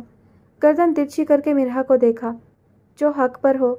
پھپھو؟ وہ زخمی سا مسکرا دیا۔ پھر رکے ہوئے کیوں ہو؟ سب کے رد عمل سے ڈر رہا ہوں، کیسے ایک بڑے راز کو افشا کر دوں۔ سب کی زندگیوں میں طوفان برپا ہو جائیں گے، چاہ کر بھی یہ نہیں کر پا رہا۔ کیا کرنا ہے؟ میں کروں گی۔ سعد نے بغور اسے دیکھا، پھر بولنے کے لیے لب آزاد کیے۔ صبح تیار رہنا، آفس سے آ کر پھپھو کے گھر چلیں گے، دونوں مل کر یہ کام نپٹاتے ہیں۔ وہ مسکرا دیا۔ مگر کرنا کیا ہے؟ شروع سے بتاتا ہوں۔ وہ اب سامنے دیکھتے ہوئے اسے ماضی کے ہر لمحے کی داستان سنا رہا تھا۔ اسے غور سے سنتی مرحا کی آنکھیں تعجب اور حیرت سے پھیلی ہوئی تھیں۔ بظاہر سب ٹھیک کے پیچھے اتنے بڑے طوفان چھپے ہوں گے اسے اندازہ نہیں تھا، جیسے کسی کو بھی آنے والے طوفانوں کا اندازہ نہیں تھا۔ ہادی؟ موبائل پر لگے ہادی نے اس کی آواز پر سر اٹھا کر اسے دیکھا۔ ہاں؟ میرے پیچھے سب ٹھیک رہا؟ وہ جانچتی نگاہوں سے ہادی کو دیکھتے ہوئے پوچھ رہا تھا۔ ہاں، کیوں؟ وہ موبائل صوفے پر رکھ کر ایاد کی طرف متوجہ ہوا۔ مجھے لگا کہ کچھ بدلنا چاہیے تھا، شاید کسی کو آنا چاہیے تھا۔ کیا سچ میں ان 2 سالوں میں کوئی غیر معمولی بات نہیں ہوئی؟ دونوں ہاتھ باہم ملا کر کوہنیاں گھٹنوں پر رکھے وہ اس سے پوچھ رہا تھا۔ ہادی نے ایک نظر موبائل کی روشن اسکرین پر ڈالی، جہاں سعد اپنے پیغامات میں اسے اتنے دنوں بعد سالگرہ کی مبارکباد دینے پر گالیوں سے نواز رہا تھا۔ اس نے سر ہلا دیا۔ سب ٹھیک ہے، کوئی غیر معمولی بات نہیں ہوئی، بس وہ… اس نے پریشانی سے پیشانی مسلی۔ کیا؟ بھویں اکٹھی کر کے پوچھتے ہوئے وہ آگے ہوا۔ وہ اصل میں… اس نے رک کر آیات کو دیکھا، پھر لمبی سانس لی۔ عیشا آنٹی اپنے کسی رشتہ دار کے پاس گاؤں جا رہی ہیں 1 ہفتے کے لیے، اور خان سامہ بھی نہیں ہے۔ اس نے ایک ہی سانس میں بات مکمل کی۔ آیات نے پلک جھپک کر اسے دیکھا۔ تو کھانا 1 ہفتے کے لیے یہیں آ جاؤ چاچو اور محمل کے ساتھ، ہادی نے مسکراتے ہوئے حل بتایا۔ آیات نے دانت پیس کر اسے دیکھا۔ کیا واقعی یہی بات ہے؟ ہاں، ہادی نے بے فکری سے کندھے اچکا دیے۔ وہ چند پل اسے دیکھتا رہا، پھر اٹھ کھڑا ہوا۔ کہاں؟ گھر، محمل اکیلی ہے، تم بھی چلو۔ میز سے گاڑی کی چابی اٹھاتا وہ کچن کی طرف بڑھا، جہاں سے کھٹ پٹ کی آوازیں آ رہی تھیں۔ پھپھو کیا کر رہی ہیں؟ اس کی آواز پر کچن میں موجود خنسا اور انادیہ نے مڑ کر اسے دیکھا، جو دروازے میں کھڑا کچن کا جائزہ لے رہا تھا۔ رات کے کھانے کی تیاری، کھانا کھا کر جانا، سنک میں ہاتھ دھوتے ہوئے خنسا نے مسکرا کر کہا۔ میں تو گھر جا رہا ہوں ابھی، کل پکا آؤں گا، اس نے کان کی لو کھجاتے ہوئے جواب دیا۔ یاد سے آنا، ٹال مت دینا، خنسا نے اس کے بال ماتھے پر بکھیرتے ہوئے لاڈ سے کہا تو وہ مسکرا دیا۔ ضرور، انادیہ، ہادی بھی میرے ساتھ جا رہا ہے، اس نے انادیہ کو اطلاع دی۔ شکر، آج کھانا سکون سے کھاؤں گی میں۔ انادیہ کی بات پر آیات نے لب دانتوں میں دبائے خنسا کو دیکھا۔ لڑائی ہوئی ہے؟ ان کے کندھے اچکا کر کہنے پر وہ مسکرا دیا۔ آیات بات سنو، وہ جانے لگا تھا جب انادیہ نے آواز دی۔ واپسی میں ہادی سے کہنا گول گپے لیتا آئے ورنہ گھر نہ آئے۔ اس کے سنجیدگی سے کہنے پر آیات نے معنی خیز انداز میں سر کو جنبش دی، پھر کچن سے نکل کر لاؤنج میں آیا۔ انادیہ کہہ رہی ہے واپس گھر آنے کی ضرورت نہیں ہے۔ ہادی نے آنکھیں سکیڑ کر اسے دیکھا۔ نہیں آؤں گا، چاچو کا گھر میرا بھی گھر ہے، لاوارث نہیں ہوں میں، اس نے کچن کی طرف منہ کر کے تیز آواز میں کہا۔ ہاں، رہنا ادھر ہی، میں بتا رہی ہوں، رخ مت کرنا ادھر کا، یونیورسٹی میں بھی نظر مت آنا مجھے۔ انادیہ نے حساب برابر کیا تھا۔ تم بھی نظر مت آنا مجھے، وہ تیز تیز قدم اٹھاتا باہر نکل گیا۔ آیات نے بمشکل اپنی مسکراہٹ کو لبوں پر روکا تھا، جانے کیوں اسے فسادی دیوروں والی فیلنگز آ رہی تھیں، ورنہ اس نے تو کچھ بھی نہیں کیا تھا، شریف اور سلجھا ہوا بچہ۔ گہرا ہوتا اندھیرا دھیرے دھیرے پورے آسمان کو اپنی لپیٹ میں لے رہا تھا۔ روشن چاند ان کے کمرے کی کھڑکی کے باہر خاموش کھڑا انہیں تک رہا تھا۔ پستول میں میگزین ڈال کر اس نے پستول سیاہ جینس کی جیب میں اڑسی، سر پر سیاہ ہی پی کیپ ٹکائی، پھر بیڈ پر رکھا بیگ کندھے پر ٹکا کر مڑ کر جاگرس کے تسمے باندھتے حسان کو دیکھا۔ مجھے وہ چھلا ہوا آلو بالکل اچھا نہیں لگ رہا۔ اس کی غیر معمولی سنجیدگی پر حسان نے سر اٹھا کر اسے دیکھا۔ کیا کر رہے ہو آریان؟ ہم ایک ٹیم ہیں، کمانڈر نے یہ بات سن لی تو غصہ ہوں گی۔ آریان نے ایک نظر اسے دیکھا، پھر اس کے پاس سے گزرتے ہوئے سائڈ ٹیبل کی طرف بڑھا۔ سائڈ ٹیبل سے کچھ اٹھا کر جب وہ مڑا تو دائیں ہاتھ میں آلو تھا، چھلا ہوا آلو۔ مجھے یہ آلو اس طرح ضائع ہوتا اچھا نہیں لگ رہا تو… اس نے حسان کے سر کا نشانہ بنا کر زور سے آلو پھینکا۔ آلو پوری قوت سے حسان کے ماتھے سے ٹکرا کر بیڈ پر گرا۔ سالے تیری تو… حسان پیشانی کو رگڑتا اسے مارنے کے لیے اٹھ کھڑا ہوا۔ آریان نے فوراً کمرے سے باہر کی طرف رخ کیا۔ باہر آ کر اس کی نظر لاؤنج میں صوفے کے پاس کھڑی مشل پر ٹکی۔ سیاہ جینس پر سبز رنگ کا اپر پہنے، سیاہ حجاب اوڑھے، پستول میں میگزین ڈالتی وہ باہمت اور مضبوط مشل تھی۔ اس رات وہ کمزور اور نازک سی لڑکی یہ والی مشل ہو ہی نہیں سکتی تھی۔ وہ محویت سے اسے تک رہا تھا۔ پستول جینس کی جیب میں اڑستے ہوئے اس نے کسی کی نظریں خود پر محسوس کر کے نگاہیں اٹھائیں تو وہ سامنے کھڑا اسے دیکھ رہا تھا۔ کیا ہوا؟ سائلنسر نہیں رکھا آپ نے کمانڈر، اس کے کہنے پر مشل نے بے اختیار سر پر ہاتھ مارا۔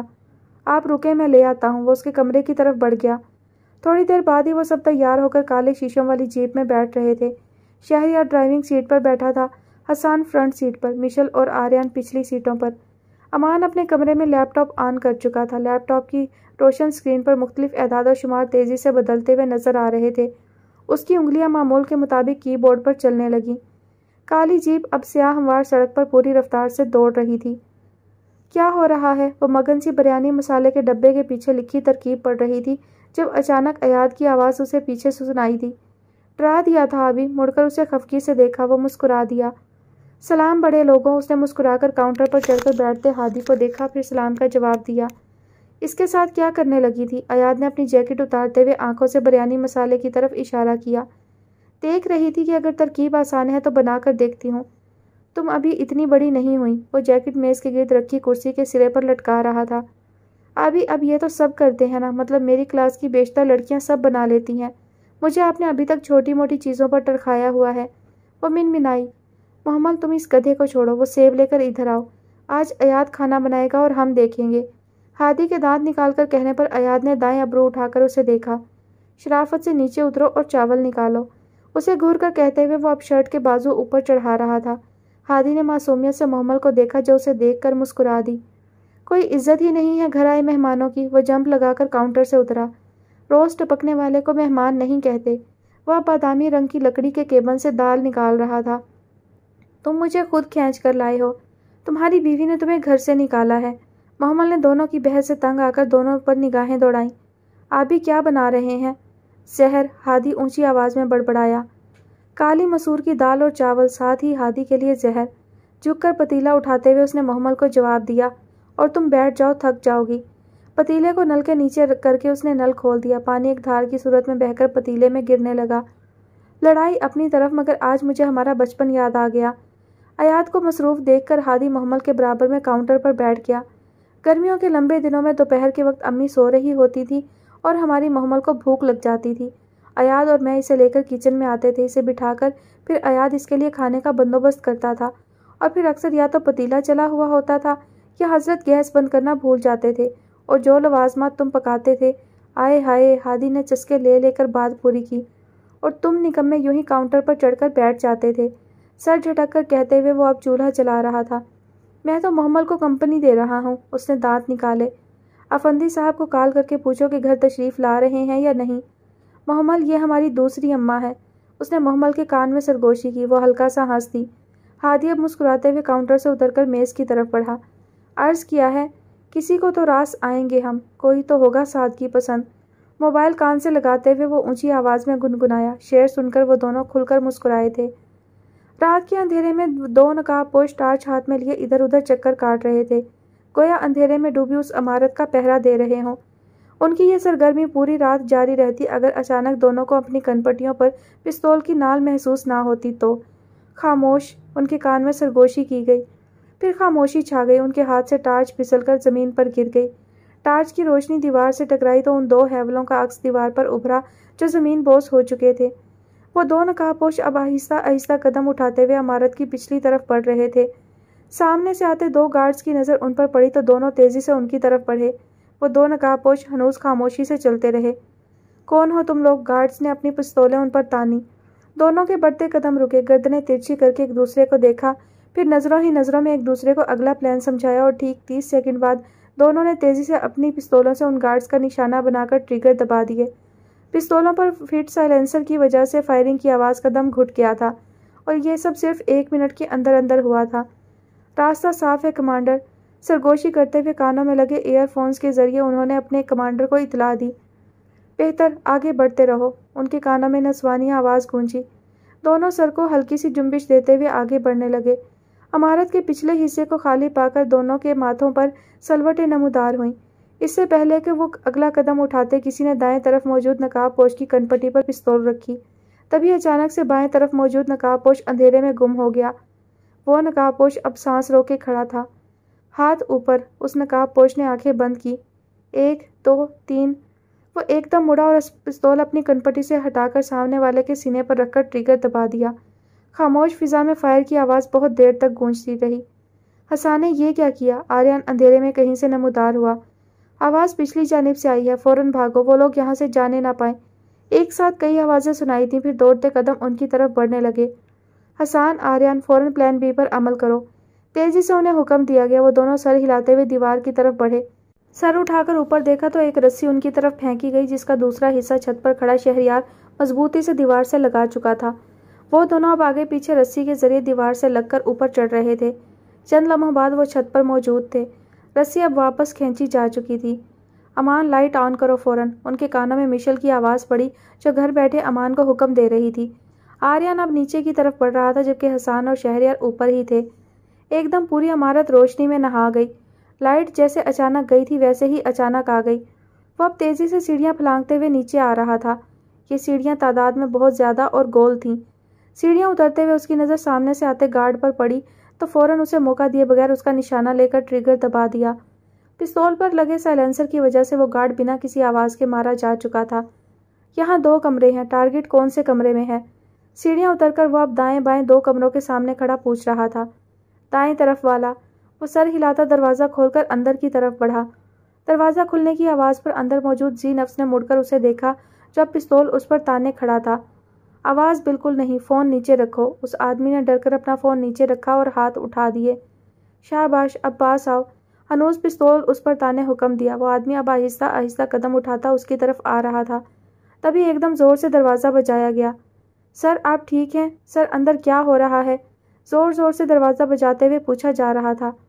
بریانی بٹ رہی ہے، وہ زیر لب بڑبڑایا، پھر اس آدمی کے پیچھے آ کر پستول اس کی کنپٹی پر رکھی اور لات مار کر دروازہ کھولا۔ خبردار جو کوئی آگے آیا تو، ورنہ یہیں تمہارے سر کو جان سے مار دوں گا۔ نقاب سے چہرہ ڈھکے وہ شیر کی طرح گررایا تھا۔